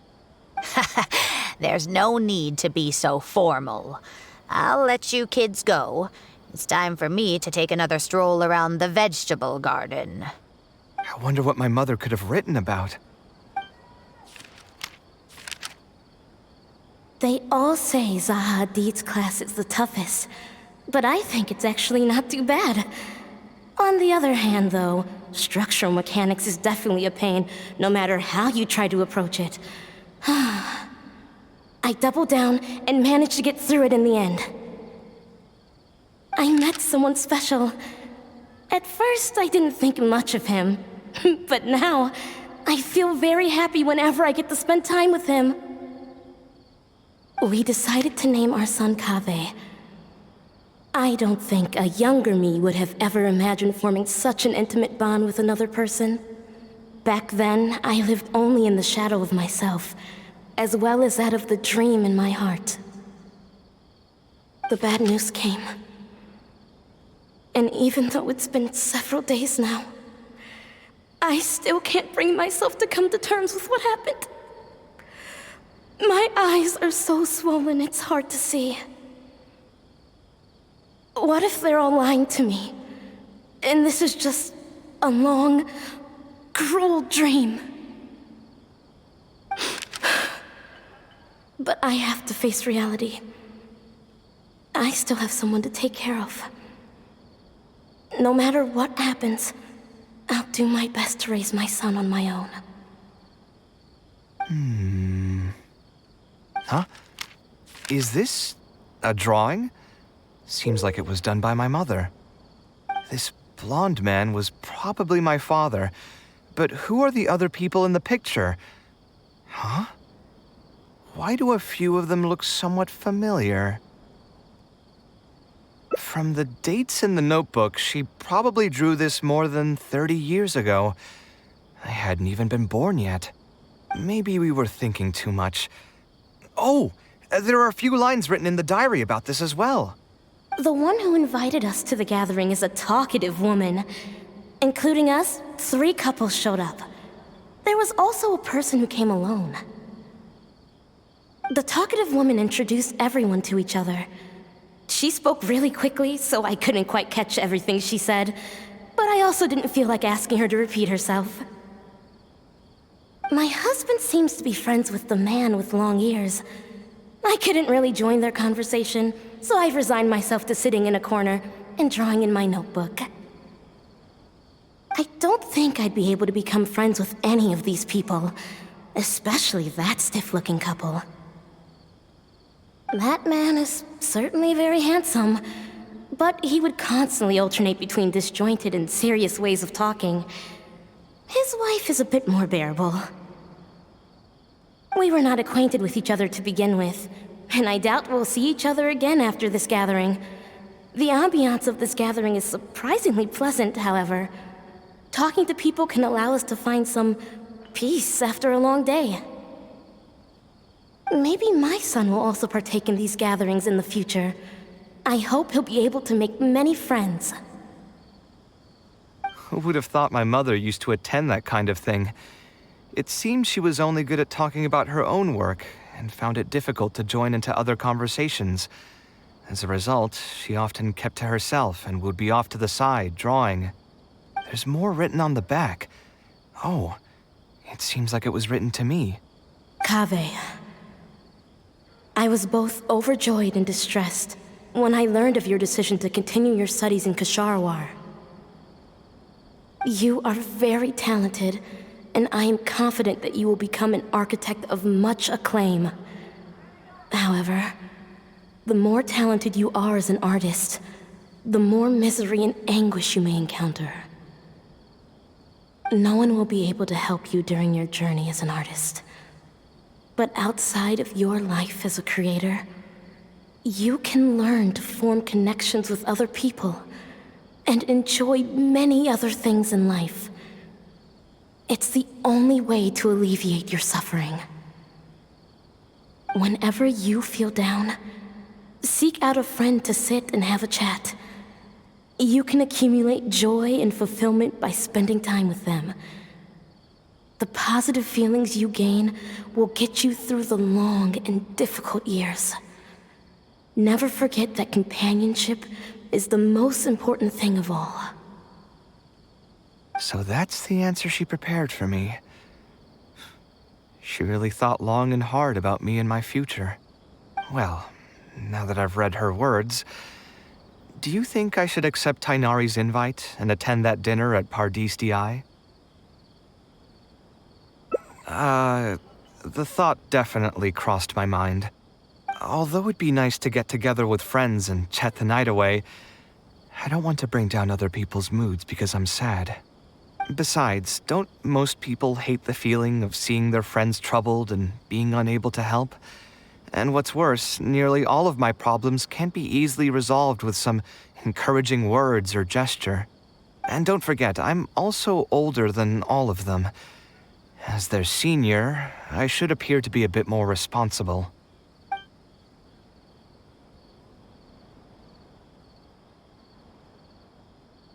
You're not wrong, but I keep feeling like I haven't really helped them much in return. Wait, do you mean it? You're not making fun of me, are you? I've gotten so used to sarcasm that I can't tell what's genuinely a compliment anymore. Wait, by fun, did you mean... You know what, I'm not going to overthink it. I'll see you tomorrow at PART-75.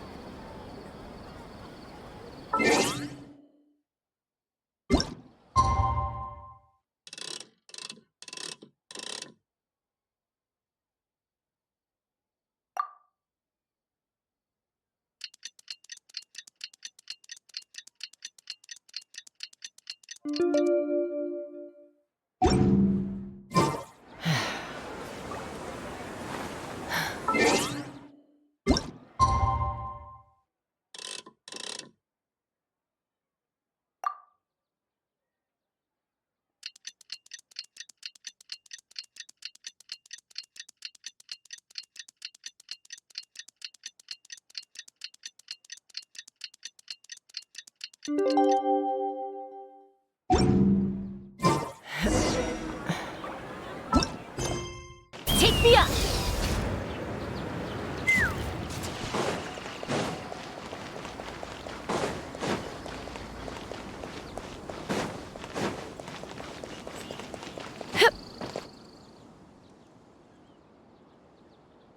Alhaitham also got my invite, right?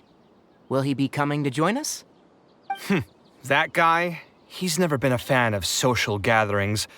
I wouldn't get my hopes up if I were you. Are you sure? All right then. I guess we won't wait for him. Yeah, let's go. I mean, maybe we should give him a little more time. We can keep chatting for a while longer. Oh, sure. You still haven't told me, what's the occasion for getting us together here at PART-75? We're celebrating the end of the first phase of Kaveh's studies. I wanted to thank you all for the help you've given her along the way. Then where's Kaveh? She said she wanted to show everyone a bit of what she's learned, so she's still doing some last-minute prep at home. She'll be here shortly. Anyway, let's get started. To tell you the truth, I'm actually not so confident that the second phase will go as well as the first. The curriculum will become a lot more involved, and I'm worried that she won't be able to get through all of it. I was hoping we could brainstorm about it together before she gets here. I knew this wouldn't be just a simple free dinner. Is that why you also invited Al-Haytham? Yes, I thought it would be good if we could all put our heads together about this. Anyway, let's take a quick trip down memory lane.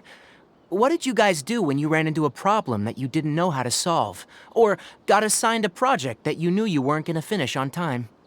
Never happened to me. I'd just pull another all-nighter. You two are hopeless. Does anyone have a more useful answer to the question? Ooh, that's a good point. Confidence is the most important thing. Once you lose your sense of confidence, it'll become all but impossible to find the motivation to study.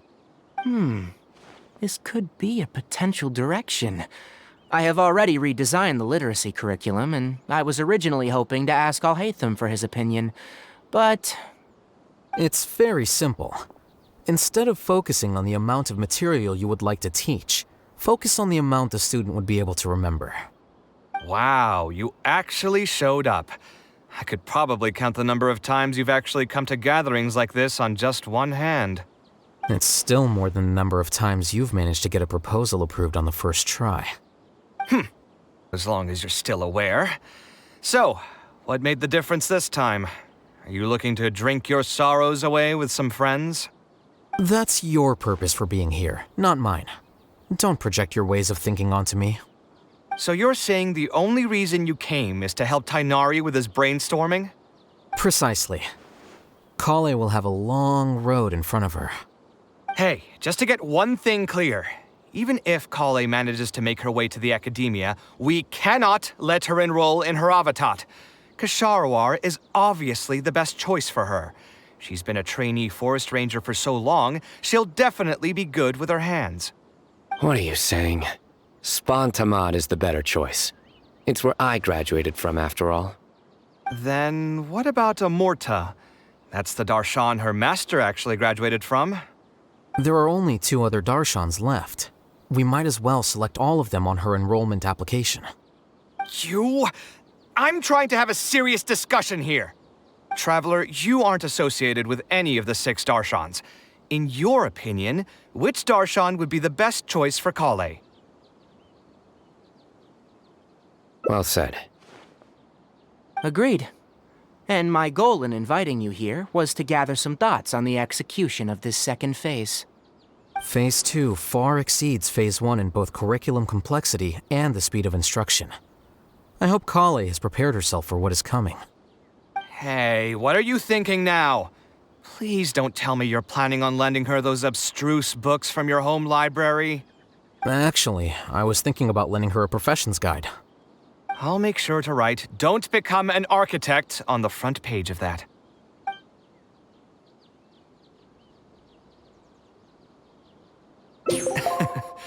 You're right. I can't deny that. Is there another phase after Phase 2? What's the ultimate goal of all of this? Are we trying to prepare her for a job in the academia? We don't need to think that far ahead. Hold that thought, though. I think my vegetables are done.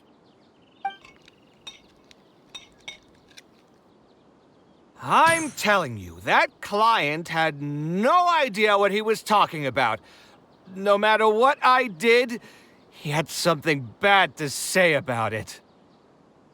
Have you considered finding another client? They're all the same. I haven't had a good night's sleep for months now. Who do they think they are, ordering me to alter my design over and over again just because they have some Mora? It's too late now to change careers. You might as well try to find some joy in the pain. Besides, you'll be getting up in the middle of the night to make edits to your own design even when the client doesn't request it. No. That's not true. Cheer up, Kaveh. I'll tell you a new joke. We'll save that for the end, Sino. You can keep it to yourself until then. Whatever. I'm not going to use my brain anymore. Let's drink tonight to our heart's content.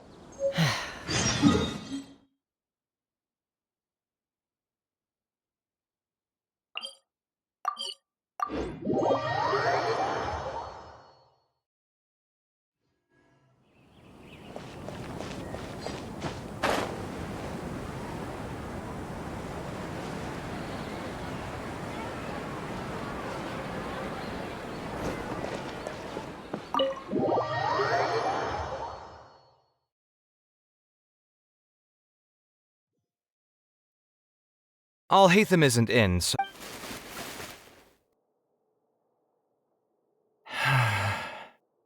Oh, nothing.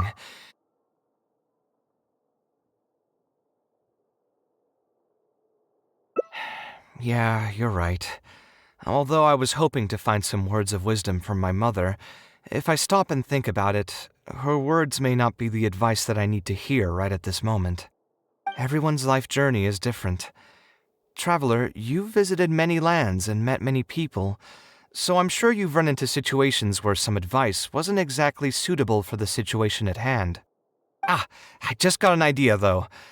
If I want to rekindle the creative passion that I had before, instead of trying to unlock an old notebook, why don't I take a walk around the parts of town that had changed my life? What do you think? I'm glad you agree. Then let's start by taking a quick stroll around the academia.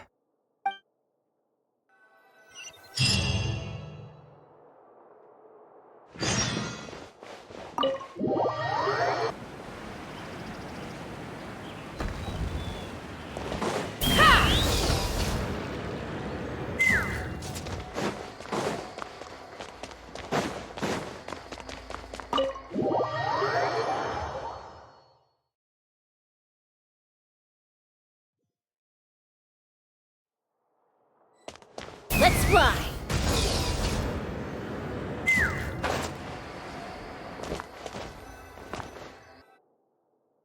Of all the places in the academia, I remember this one most.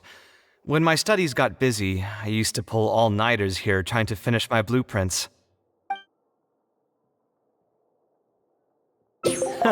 Who doesn't miss their time at the academia? Life was a lot simpler then, and we all had far less troubles.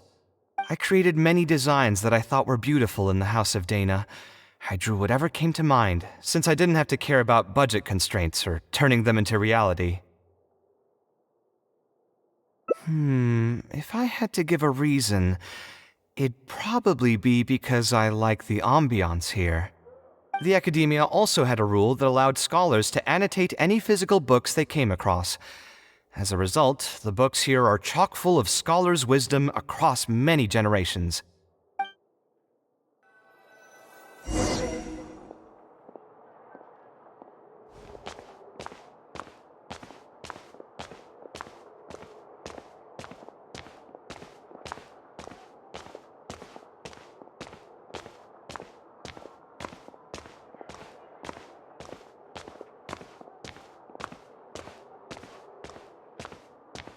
Oh, here, this is a great example.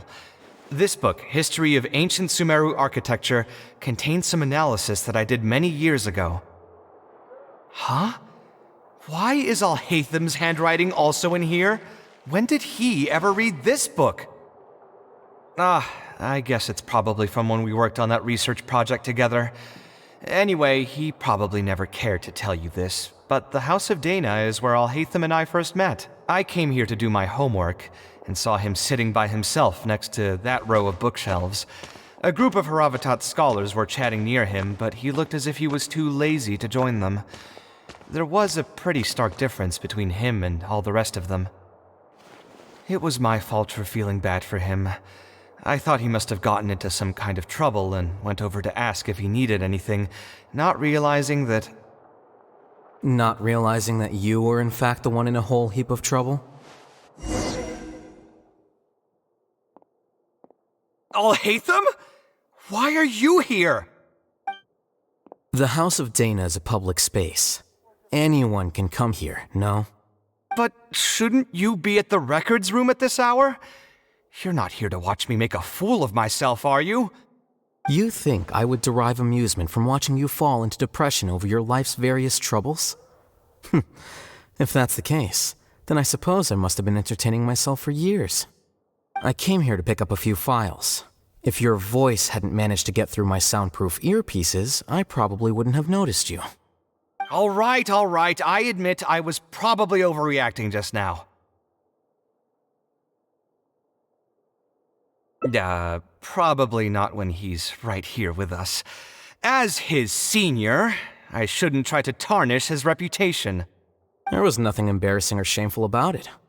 When I was still a student at the academia, I once collaborated with Kaveh on a research project. A collaboration is usually beneficial for all parties, but due to issues with our personalities, we ended up going our separate ways before completing the project. We had a number of differences, and they remain unresolved even today. But there's no point going into that right now. The more important question is, why are you at the House of Dana? As a senior scholar, isn't it my responsibility to offer my friend a quick tour and explanation of the academia's architecture? I see. Then let me guess. Your next stop will be the pavilions around Razan Garden? Our famed architect sure loves showing off that corner to all his friends. Oh, and Kaveh, a lot of the books you annotated have been moved to the innermost section of that bookshelf over there. You'll have to dig them out yourself if you need to find them. Huh? But why would you know that? Don't tell me you finally had an epiphany and realized that there's great virtue in respecting your elder's work. Sure, if that will give you some self-confidence.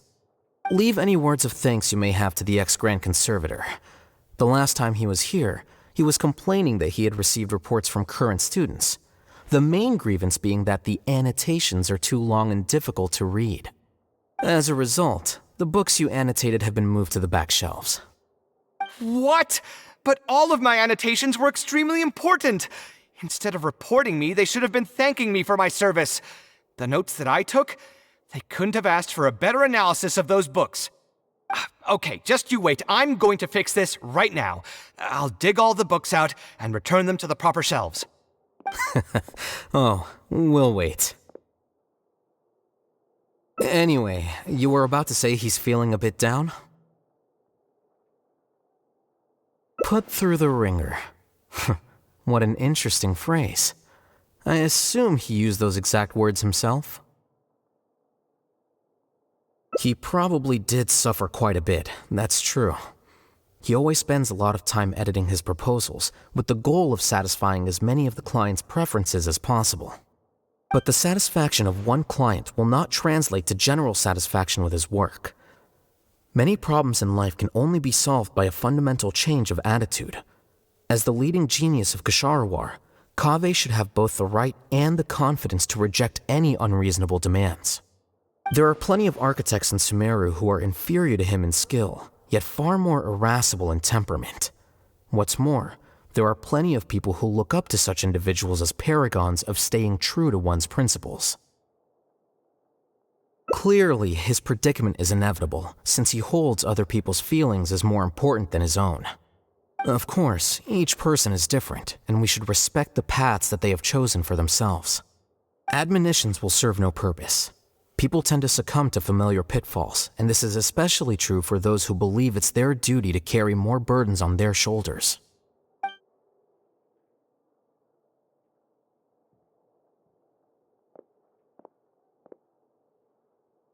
Looks like you were having an enjoyable chat while I was gone.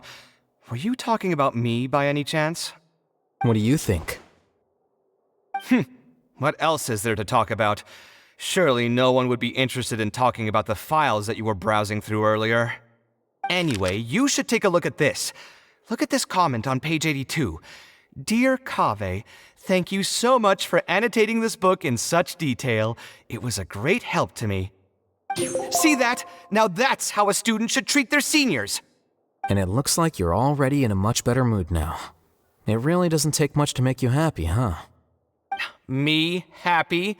I'm mocking that retired blockhead for being so full of himself. He understands nothing about the true beauty of architecture. When I can find some time, I'll have a serious talk with him about making sure these books are put where they belong. Why don't you just move all the books yourself? It's not like he hasn't cursed you out before. What was that nickname he gave you while you were in the academia? The Urchin of Kasharwar?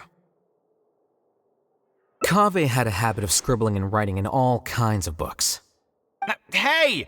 You didn't need to bring that up. At least not when I'm still standing here. Oh, actually, I also found a really old sketch in one of the books over there. See? Doesn't it remind you of something? Huh? Don't tell me even you don't get it. Don't ask me. This is the time you specifically put aside to brag about yourself. Feel free to hoard all the spotlight you want. You... In that case, allow me to explain. Although this sketch is a little abstract, you can plainly see from the road plans that this was an original concept for the expansion of Port Ormos. We can also plainly see that the designer was a huge fan of this project. It's the project he loves to talk about the most, second to the Palace of Alcazarzaray. If I don't keep bringing up the neat projects that I've done, how would anyone know that I was the one who did them in the first place? There shouldn't be any complaints about Port Ormos. If I remember correctly, the construction process was very smooth, everything was made ready ahead of time, and there were very few safety concerns. There are indeed no records of any complaints about this project.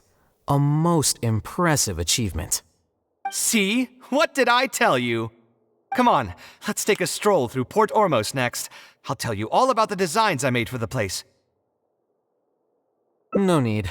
It's almost time to clock out for the day, and I don't intend on bringing any unfinished work home. Suit yourself. It's not like you know how to appreciate artistry anyway. Let's go, traveler. I'll take you to Port Ormos.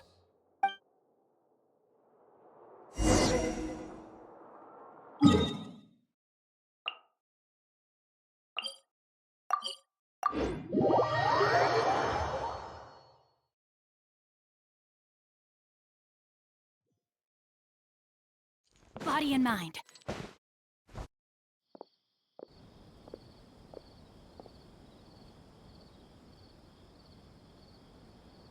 Port Ormos.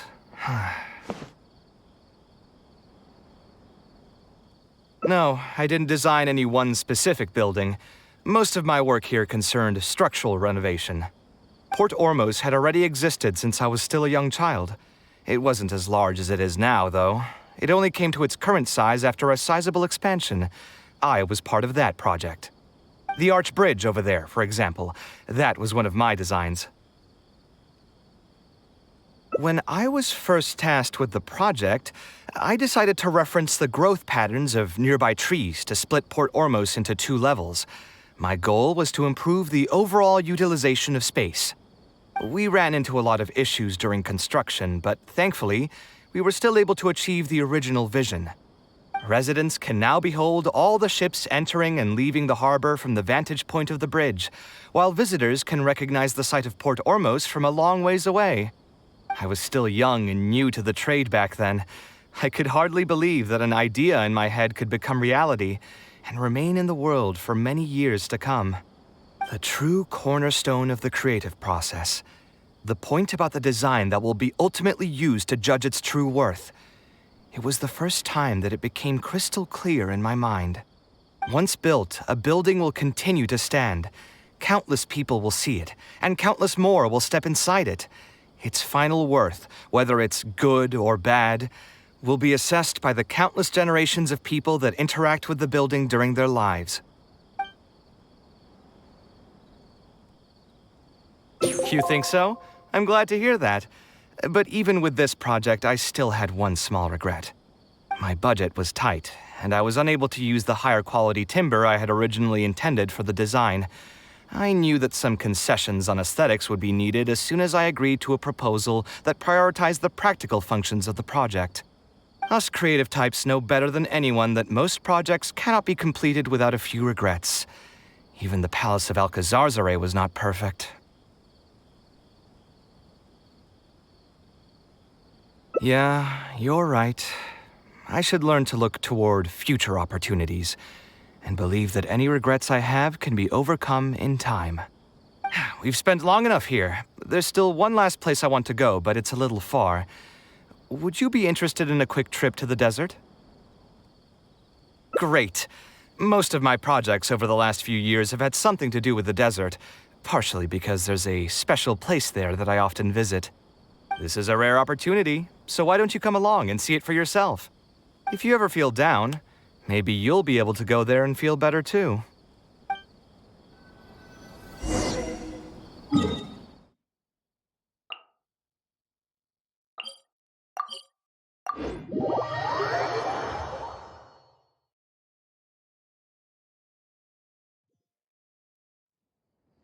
Who would have thought that so many primal constructs could have congregated here while I was gone? We won't be able to sit and talk peacefully with these guys around. Let's clear the area.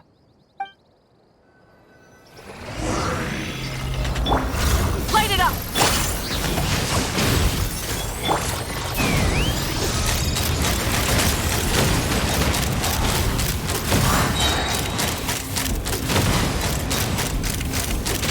Bullseye! Fire in the hole! Rise with the sun!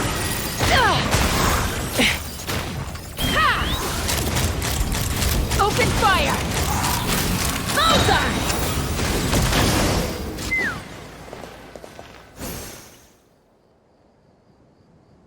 Isn't this place great?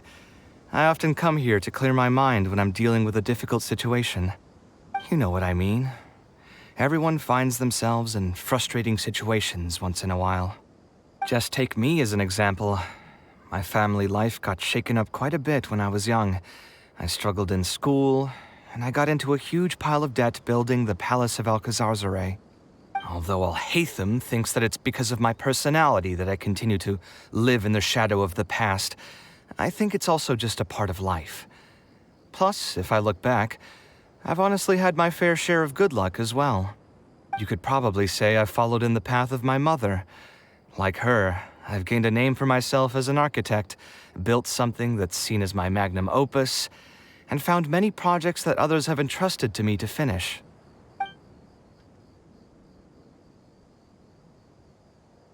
Life is too boring when you live with no enthusiasm and passion. Only those who believe in the inherent meaning of it can capture the small nuances of everyday life and turn them into inspiration for beautiful designs. Of course, I will concede that loving something also means taking it to heart. So to an extent, caring is also a source of pain.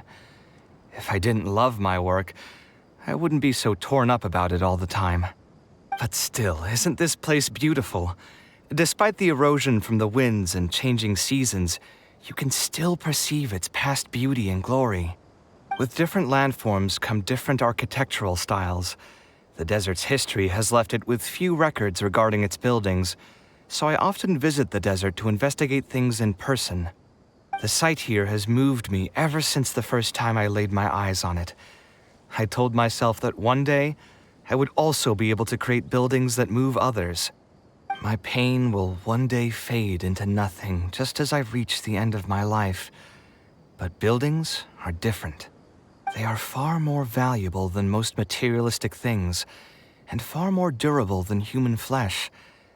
As long as there remain souls in the world who can decipher the meaning behind them, they will also have acknowledged me across the vast stream of time. If you were to ask me what art is, that would be my answer. You think so? But I feel I've always been like this.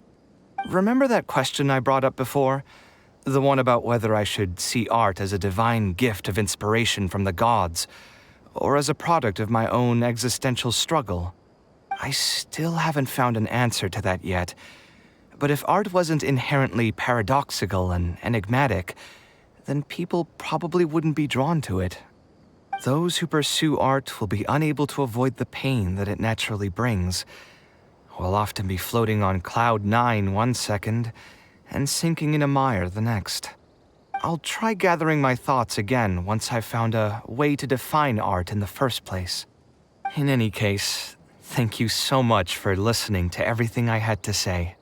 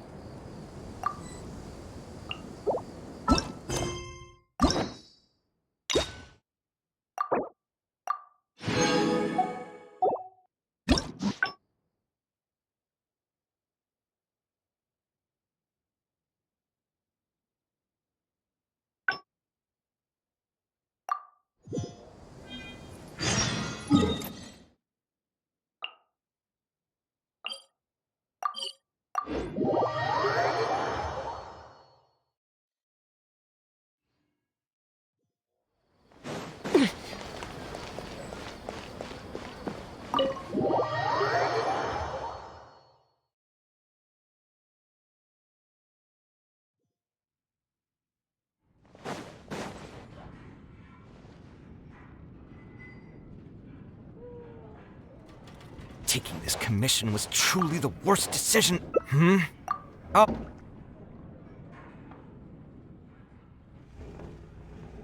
No worries. It was just an offhand question.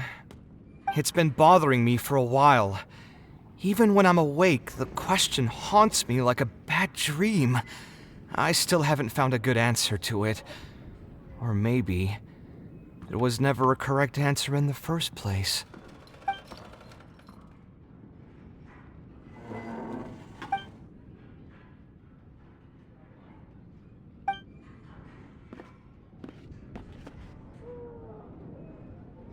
Sounds great to me. I don't even want to think about this project anymore. But a different career. I see. That's not a bad idea. I think I've heard a saying somewhere before. 80% of a working adult's woes are due to not having enough Mora in the bank. It's just a saying, of course, but even I will admit that my life would be a lot better if I could make additional Mora. And if I want to make Mora, I should finish that ridiculous commission. But I really can't find it in me to go back and talk to him right now. Hold on. I just remembered that I used to have a senior classmate by the name of Alkami. If memory serves me right, he's no longer taking private commissions, but he's still doing pretty well for himself. Maybe I'll be able to get some advice from him. Yeah, I should get on this right away. No more wine for me today. I'll grab the bill and be on my way.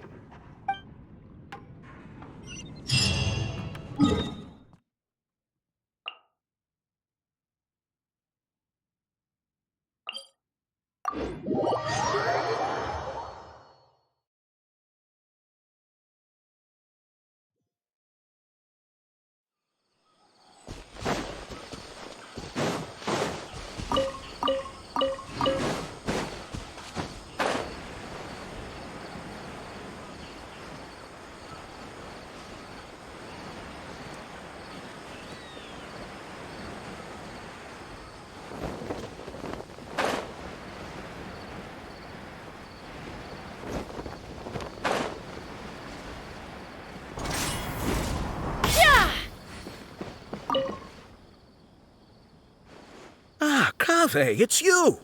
It's been a while. What have you been up to recently? Yeah, it's been a long time, Alkami. Things haven't changed much for me. I'm still taking private commissions for all kinds of projects. I heard that you were the genius behind the Palace of Alcazazare. I bet you're all set for Mora after a project of that size. Well, it's hard to make a profit from every project, you know. Hard to make a profit? You've got to be joking. I've never met an architect who didn't make a profit from a project. Unless the client fled before they paid the commission fee in full. But that doesn't sound right either. Doesn't Dory have a pretty decent reputation in our local business circles? I don't think she's ever been involved in any kind of big scandal. Well, about that. I mean, it was complicated. I understand. Either way, doing one project after another sure gets exhausting over the years, huh? I've been there, so I can feel your pain. I mean, I obviously never had your reputation to live up to. That must have been stressful. But I'm sure we faced all the same problems. Trying to keep your client in a good mood while you're trying to stop them from micromanaging things they don't know the first thing about. I don't miss it. Thankfully, that's all behind me now. Not exactly. My work is still closely related to architecture. Judging from the look on your face, you're still strapped for Mora. That's quite unfortunate. You're the most artistically gifted graduate the Ksharawar Darshan has seen in decades. But it looks like you still have a lot to learn in terms of making Mora. With that said, us Ksharawar grads should still look out for each other. What if I told you about an idea that'll absolve you of all your Mora troubles going forward? Are you serious? But something like that has got to be some kind of top-level business secret. Are you sure you can just share something like that with me? Besides, I don't want to just take something like that without offering anything in return. I still have a little Mora. Or is there something that I can help you with? Oh, you're too kind. This is just a simple tip. Even if I didn't bring it up, I'm sure you'd hear it from the others sooner or later. The idea is this. I recently opened up a training center with the goal of educating people in architecture design. Compared to the classes taught by those old fossils at the academia, my classes are more condensed and streamlined and will allow people to quickly get their foot in the door. Unlike the academia, I won't turn down anyone who's interested, rich or poor. As long as someone wishes to learn more about architecture, I'll accept them into my training center. It just so happens that I'm still looking for a few more instructors. So, what do you say? Interested in coming over to give a few lectures? Regardless of the pay, I can already guarantee that it'll be far more comfortable than working on random people's private commissions. Ah, so you want me to join you as an instructor? That does sound like something I'd be able to do. It sounds like a pretty stable job, too. What do you think, Traveler? Then it's a deal? Yes, it's a deal. Thank you, Alkami. Like I said, there's no need to thank me for this. The lecture room is not far from here, so you can just come straight here tomorrow morning. As for the pay, how about we start at 300,000 Mora per lecture? 300,000? Are you serious? How could you offer so much? It would seem that you're still oblivious to your own economic worth. 300,000 is nothing compared to the prestige of having the Light of Ksharawar as one of my instructors. 300,000 is also just the base rate. Just trust me on this. The longer you stick with me, the more you'll come to understand your true value in the market. I have to go make some preparations now. See you tomorrow. I was never particularly close with Alkami when we were in school. Who would have thought that he'd be so nice and friendly? I've hosted free lectures before, but this would be my first time being hired to lecture for a formal business. 300,000 Mora per lecture. Whew. I'm so excited that I'm starting to get nervous. Thanks so much. I think I will be able to relax a bit more with a friend in the audience. Now, what should I talk about tomorrow? Some lessons I've learned over the past few years? I should probably save those for later. For my first lecture, I should start by getting them more interested in the field. All right, let's meet here again tomorrow morning. I should hurry home and create some kind of lesson plan. If I'm going to become an instructor, I should make sure I show up prepared.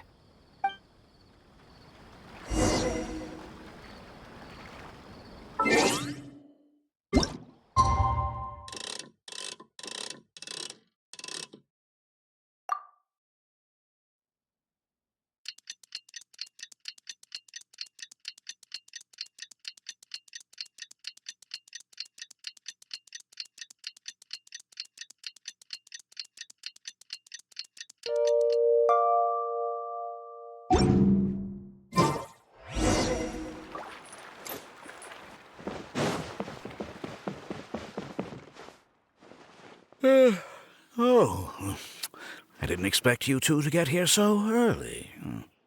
I was up last night preparing for the lecture, but I ended up getting so excited that I couldn't fall asleep. Here, I've prepared a lesson plan. Do you want to take a look?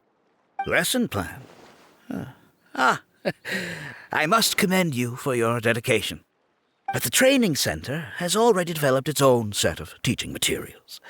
Instead of using your own plan, you can just use what we have here.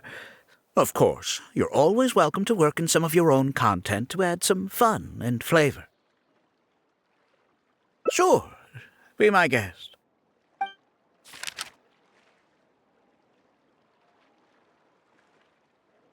It's almost time for the lecture to start. Feel free to head in and start the class whenever you're ready.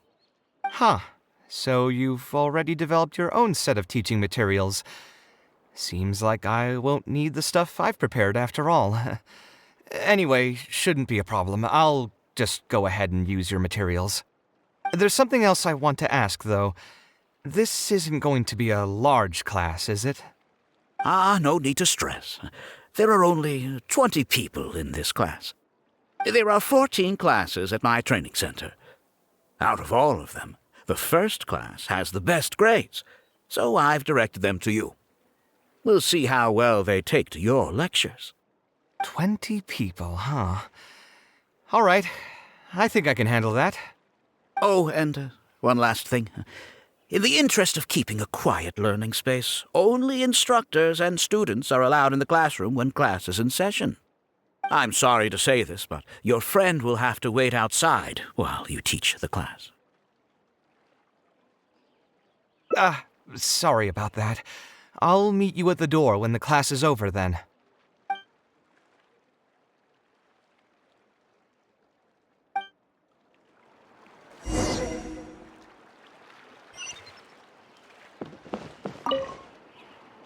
Hey there.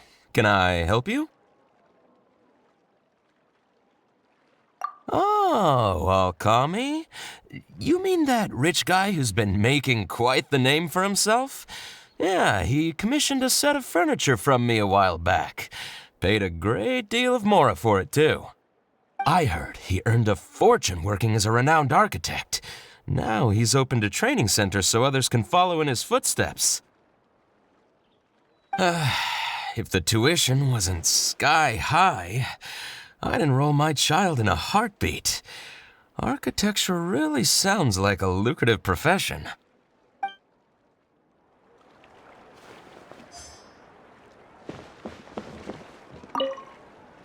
Did you hear? Alkami recruited Kaveh to be an instructor. I bet that'll boost his enrollment numbers. Really makes you jealous, eh? If you think about it, Alkami was never that talented himself as an architect. If we're just talking about professional skill, no one would pay for a class with him. That's true, but you've got to admit, his advertisements are really effective. After all, the academia only admits those that can pass its entrance exam, so only a few people could hope to study architecture in the halls of the Kasharwar. For those who can't pass the exam, or who just want to jump straight into the industry, the training center is the best bang for the Mora. Man, to have that kind of business acumen.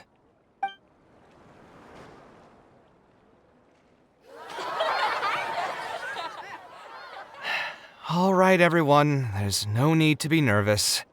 Class is over, so we can just chat for a bit. I shouldn't have lost my temper during the lecture. Did I scare anybody? No, you weren't scary at all, Mr. Kaveh.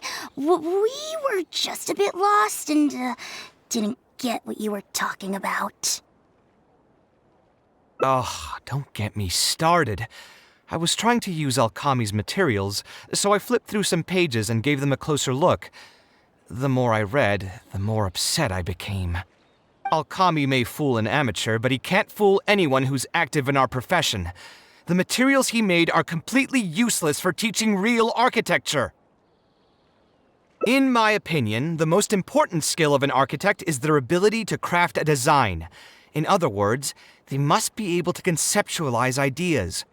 There are tens of thousands of buildings in the world, as well as a countless number of architectural styles. Some designs emphasize aesthetics, while others prioritize practicality. The architects who can critically evaluate the quality and fit of different designs are those who can come up with great designs of their own. But you won't get any of that from the teaching materials they're using here. All these students are doing in class is rote memorization of existing designs. They are learning nothing about the underlying principles. How can they expect to become real architects? When they're done with this class, all they'll become are dilettantes with a pitiful smattering of architectural knowledge. But Mr. Kaveh, we didn't really understand anything you said after you threw away the materials either. What's the big deal anyway? It's not like we're looking to make some works of art. We just want to make some Mora. You're studying architecture to make Mora? Yeah! Why else would we be studying here? My biggest dream is to become someone like Mr. Alkami. Once I finally make my fortune in architecture, I'll be able to buy anything I like. Huh. In that case, I'm afraid you'll probably be disappointed.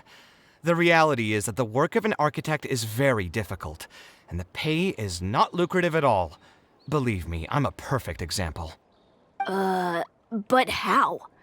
Mr. Alkami just told us last night that you made a killing by building the Palace of Alcazarzare. He also said that as long as we graduate from his class, waves upon waves of people will reach out to us with private commissions, and we can just sit back and wait for Mora to fill up our pockets. It won't be long before I can put these miserable days behind me. Come on. And you all believed everything he said? But Mr. Alkami is really rich, isn't he? You... It's pointless trying to argue this with you right now. You've already filled your heads with pipe dreams. Let's go, traveler. Let's hear about Alkami's true plans from the man himself.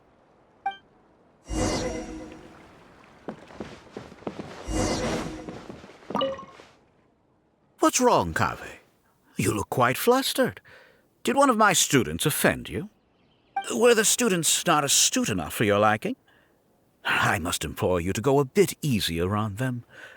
After all, they're nothing like the genius scholars you're used to dealing with at the academia. We don't need to strive for perfect understanding.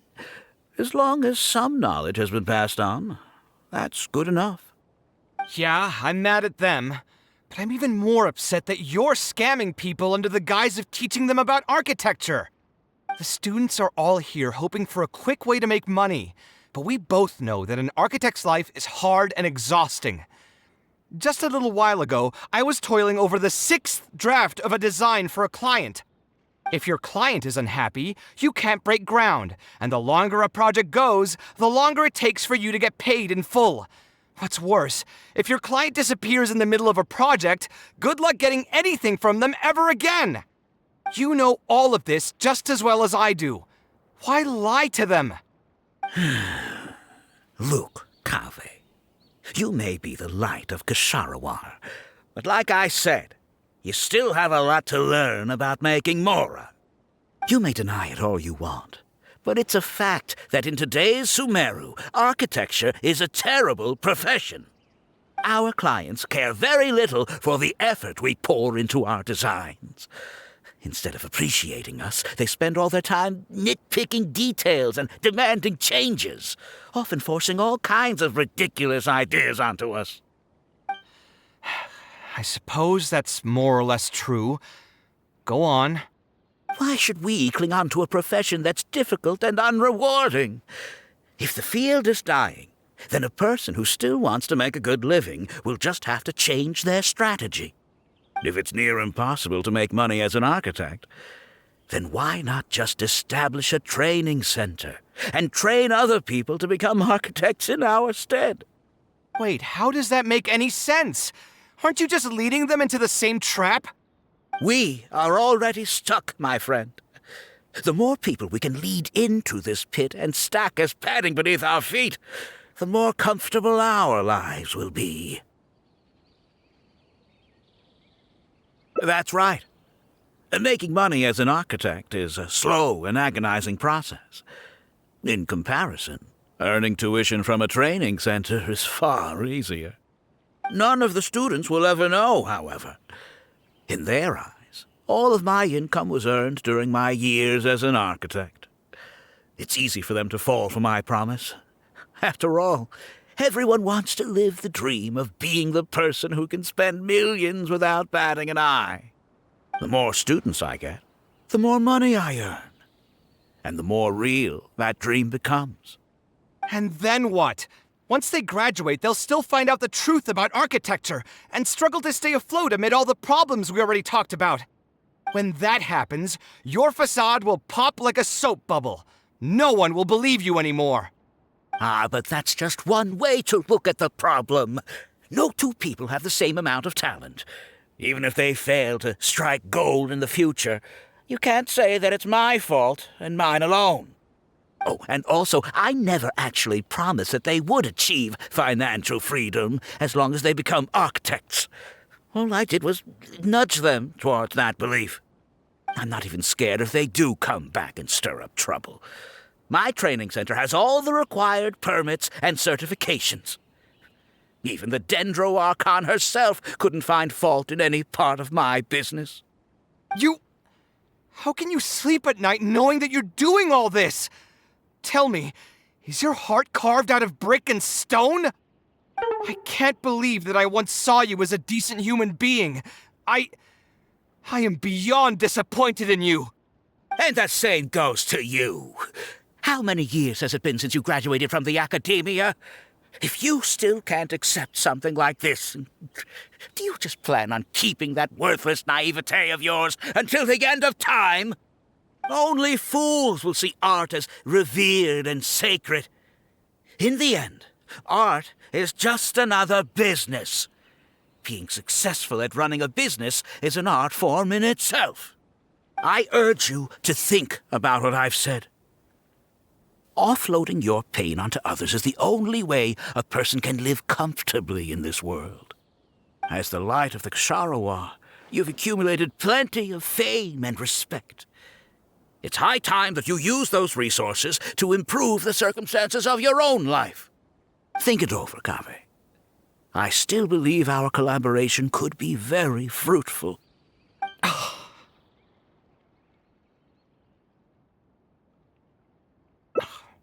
I'm so mad, I feel a headache coming on. There's nothing more I can say to him. I'll resign from my position as instructor. Of course, I'm sure you've realized that as long as I remained at this center, he would be able to use my name to advertise this place. Even if I just sit back and do nothing, others will be deceived and suffer because of me. He is right about one thing, though. These kinds of training centers are everywhere. And even if the academia was to find out about it, it's unlikely that they would take any real action against it. The most that they could accuse him of is false advertising. And even that would be hard to prove. Oh? Did you notice something else?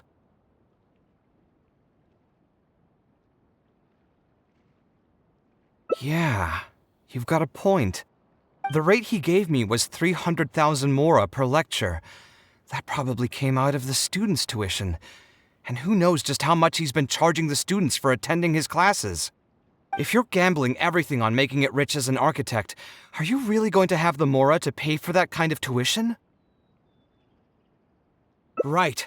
We should hurry. The students didn't believe a word I was telling them. They're still daydreaming about making millions. We're never going to get any information from them again if we let Alkami talk to them first. Let's move now before he's had the chance to react.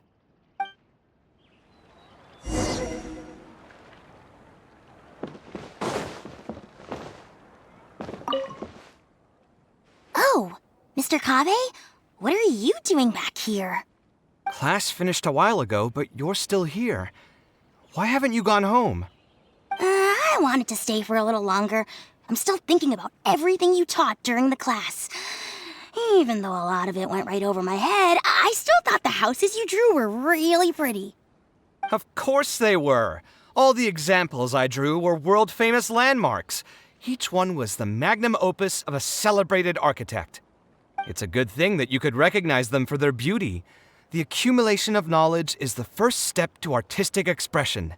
Instead of rote memorization, you should try to relate and to understand, and after that, try to resonate with the work.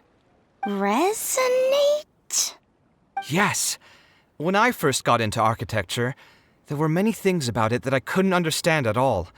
I would find a building to be beautiful, but have no idea what made it so good. And for most people, just being able to admire a building is enough. To become a good architect, however, you must also learn to assess and appraise. Going from admiration to assessment will take a lot of time and specialized knowledge, and I'm afraid that some superficial speed training won't be enough to take you there. Just as I thought. Becoming an architect won't be as easy as Mr. Alkami made it out to be, right? I'm sorry. I'm not trying to crush your dreams. All I want to tell you is that an architect's life is not as carefree and easy as others may make it out to be. I understand. Thank you for telling me the truth, Mr. Kaveh. I think I'll still stay here for the time being, though, since my family still hasn't paid everything off. Paid off what? Sorry, I can't say anything more. Mr. Alkami made it very clear that anyone who talks about it will be kicked out of the class. Don't listen to him. I am the most famous architect in Sumeru. If he kicks you out, then I'll just take you in instead. Really? Why would I pull your leg?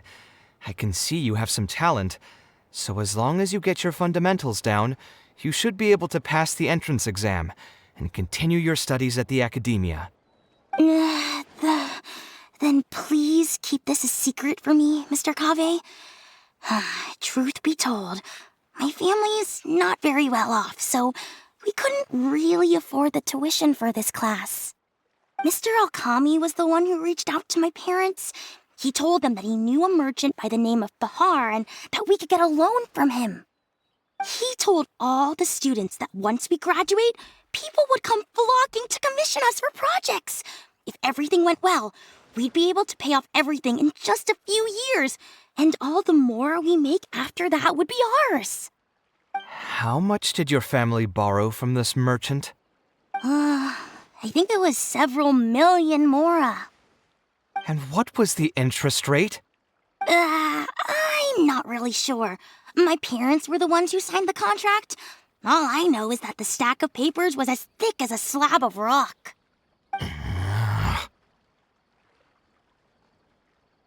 Yeah, I have a bad feeling, too. Something about the whole thing feels dastardly familiar. We need to find that merchant to confirm. But if we were to confront him right now, there's no way he'd admit to anything. Good idea. Hey, tell me, do you know where we'd be able to find this merchant? We last saw him on the north shore of Port Ormos. Who knows if he's still in that area, though. Well, it'd still be worth taking a look. Architecture... No. The arts shouldn't be used as bait for a scam. We need to do something before the students' lives are ruined even further.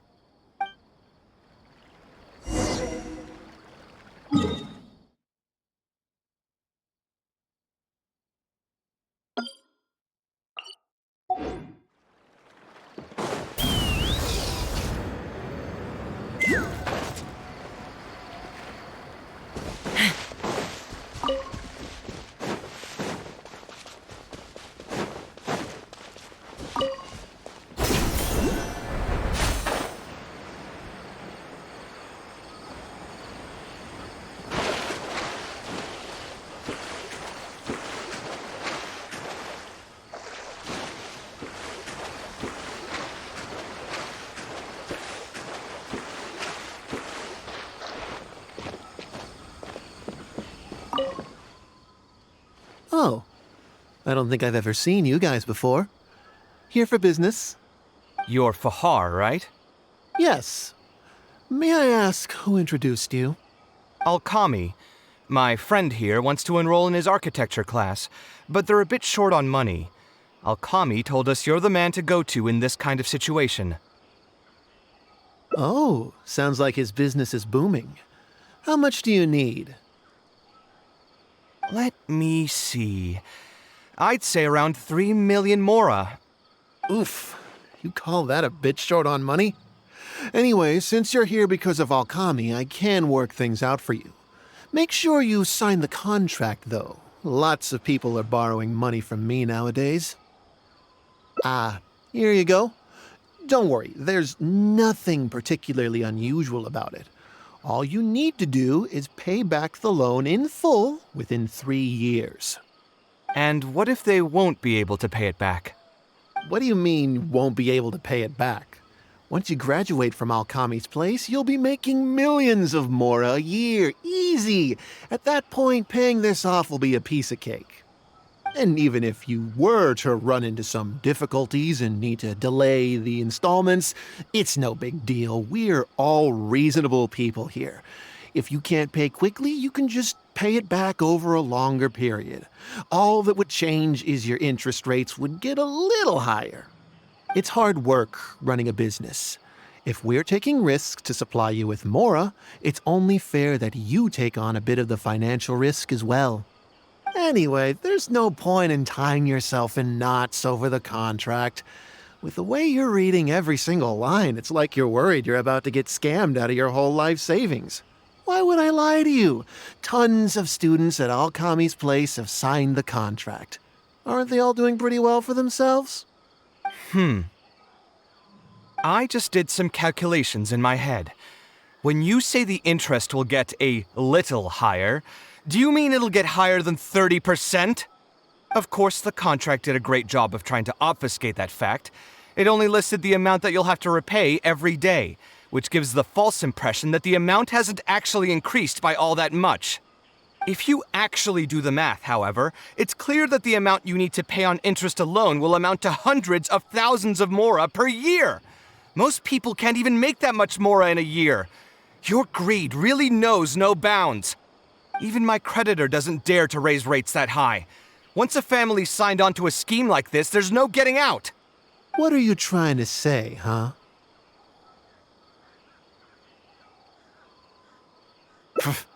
I figured something was off when two well-dressed people came looking for a loan.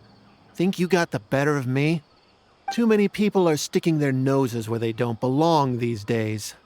Luckily for me, though, this is a pretty secluded spot. Hey, come out and teach these guys a lesson! Eremites? I've already fought off more than my fair share of them when I was working in the desert. There are only a few of them, so they shouldn't pose much of a threat. Marak, you're up! Following orders. Hold on to your hats. Let's fly. Locked on. Locked on. You want Locked this on. one?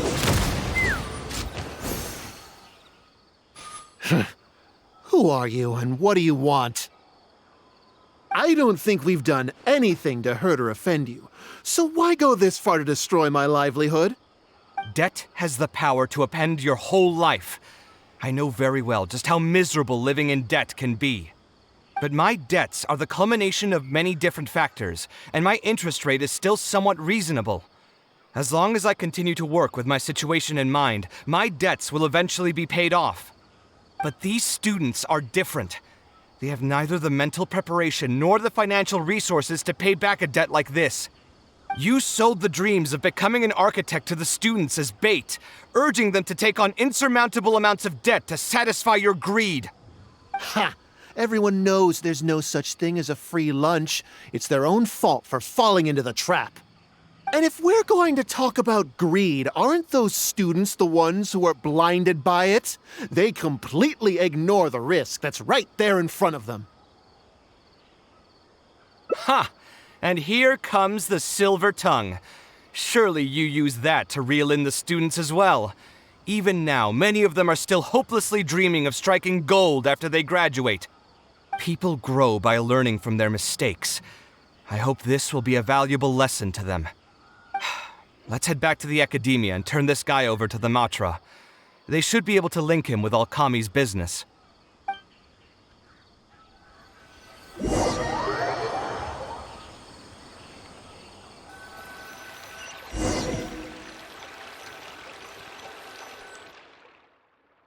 Sino? Didn't think I would run into you here. My vacation just ended not too long ago, so I'm going over some cases at the academia. Who's this?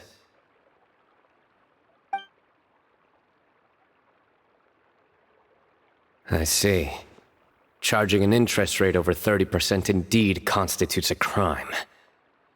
As it is highly likely that Alkami is also benefiting from this scheme, the Matra will open an investigation on him as well. The training center will be closed until further notice. Any funds we manage to recover from the suspects will be returned to the students. It's unclear how much we'll be able to get back, however, given their extravagant spending. That should still be enough. Once the students realize the error of their ways, they won't fall so easily for such traps in the future. Anyway, thank you for your help. I hope this won't be too much trouble for you. It's no trouble. Just another day at work. How did you two get tangled up in this anyway? Did you accept any Mora from him? He promised to pay me 300,000 Mora per lecture, but I resigned as soon as I finished the first session. I didn't take a single coin. Ah, that's good. What do you mean, that's good? Would you have taken me into custody as well if I had actually accepted any Mora? I wouldn't have gone that far. But, had he insisted that you were also an active participant in his schemes, under our rules, we would have been required to open an investigation on you as well. Either way, though, I believe you are innocent in all of this. Had you actually been alright with making money through less than noble means, your life wouldn't be the mess it currently is. Hey, what was that? What do you mean my life is a mess? Never mind. Your life is fine. You're just messing with me now, aren't you? Let's get back to business. If Alkami's case can be successfully resolved, you'll be eligible for a monetary reward from the academia. Don't forget to pick it up after the fact. Huh. I didn't even know there was such a thing. I never would have guessed. What I'm trying to say is that we didn't report Alkami because we thought we could make some more off of it. The reward will be given regardless of your personal motivations. It was implemented with the intent of encouraging people to supply tips to the Matra. Fine. Is there anything else? I want to go back to the training center one more time and talk to some of the kids. Sure, but you should wait until tomorrow. My subordinates will shut down the center today, and summon the students to gather information on the total amount of Mora they've lost in the scam. All right, then I'll stay out of their way. I can talk to the kids tomorrow. I have a few other things to take care of, so I'll be off for now. If you want to follow up on this case, just come find me again. Or ask one of the Matra. That should finally be the end of that. Oh, who would have thought it would turn out like this? All I wanted was to find a new gig and earn some Mora. To think Alkami would sink this low, it still makes me really upset. Still, I think I feel a little better now than when you found me back at the tavern. It's a little ironic, but you could say it's because I've realized that there are many circumstances in the world that are even worse than my own. Now that I've seen such things firsthand, I suppose I've earned a new sense of appreciation for my life. How should I put it? I'm pretty stubborn when it comes to my profession, so I often argue with my clients. The arguments are usually extremely frustrating, and every once in a while I'd wonder if I only became an architect because fate wanted me to pay for some sins I'd committed in a previous life. Alkami's suggestion would have allowed me to quit my life as an architect and earn money solely from my reputation. But now that I've experienced that for myself, I can confidently say that I'd never want to do it again.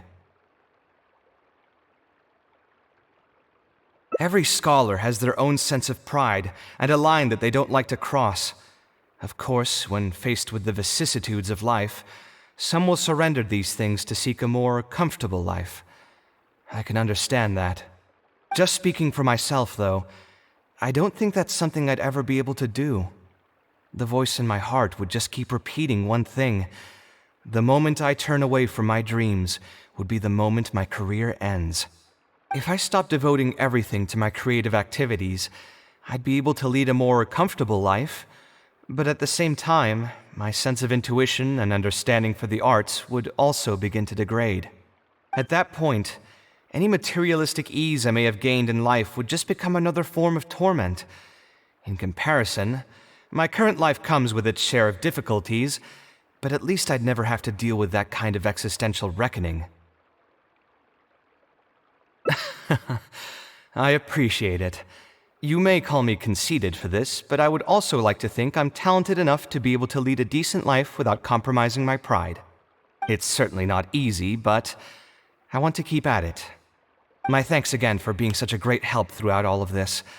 I'm planning to pay another visit to those kids tomorrow. Want to come with me?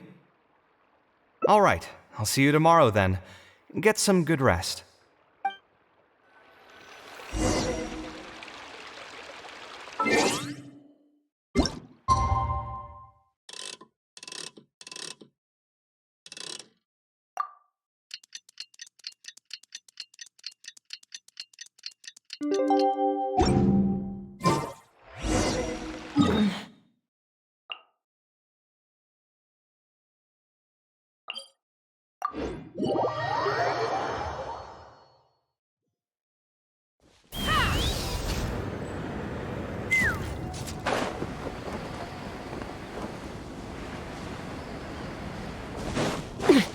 Take me up!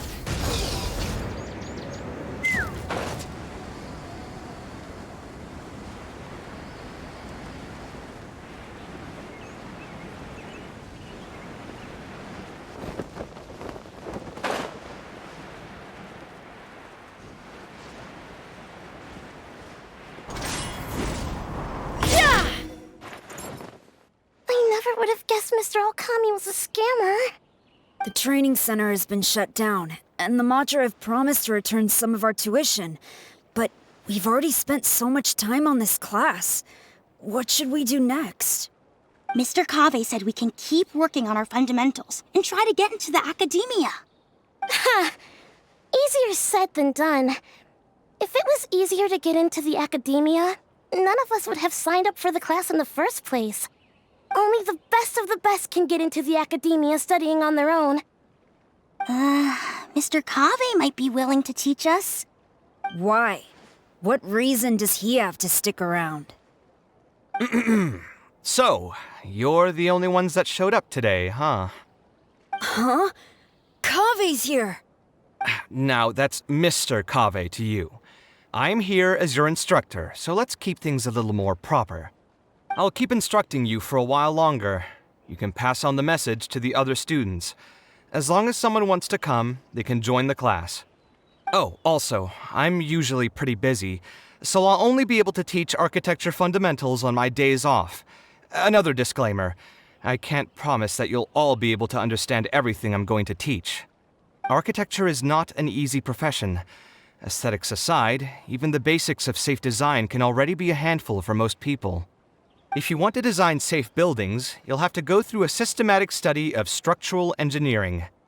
And just as a heads up, all of this will be a huge step up from the superficial stuff you were learning before.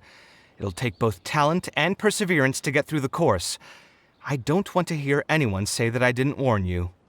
We'll try our best. It seems some of you are really serious about this after all. All right, everyone, pack your stuff up. No need to prepare much for today's class. We're going to go on a quick field trip. You'll know once we get there. Come on, let's get going. We'll be off once everyone's grabbed their pencils and sketch pads.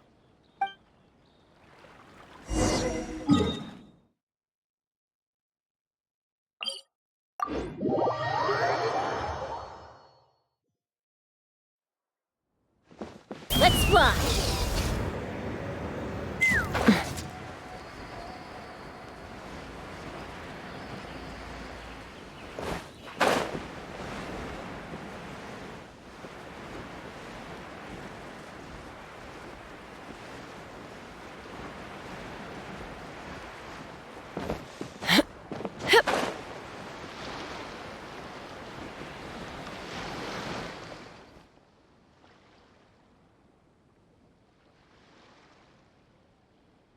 This lighthouse has been around for a long time, and I handled its renovations when I first graduated from the academia. The point of today is not so much about the lighthouse as a building, however. I just want you to take a look at it and do a bit of self-reflection. If you were tasked today with designing a building, how would you want it to look like? Don't think about how you'd actually go about building it for now. Just put your ideas to paper and draw the prettiest building that comes to your mind. So, it can be, any kind of building? Yep, as long as you think it'd look good. It doesn't even necessarily have to be a building.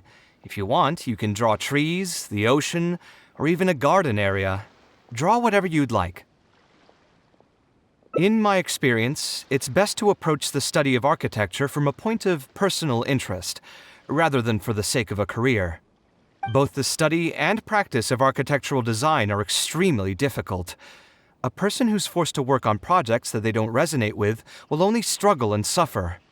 So at least for today, I hope the students will be able to create something that they enjoy. There's no need to think about it too hard. They'll have plenty of time in the future to revisit the design and make changes. What do you think? Want to try your hand at it as well? Don't forget that this is a free class from Mr. Kaveh, the Light of the Kasharawar. On a normal day, this would cost you 300,000 Mora.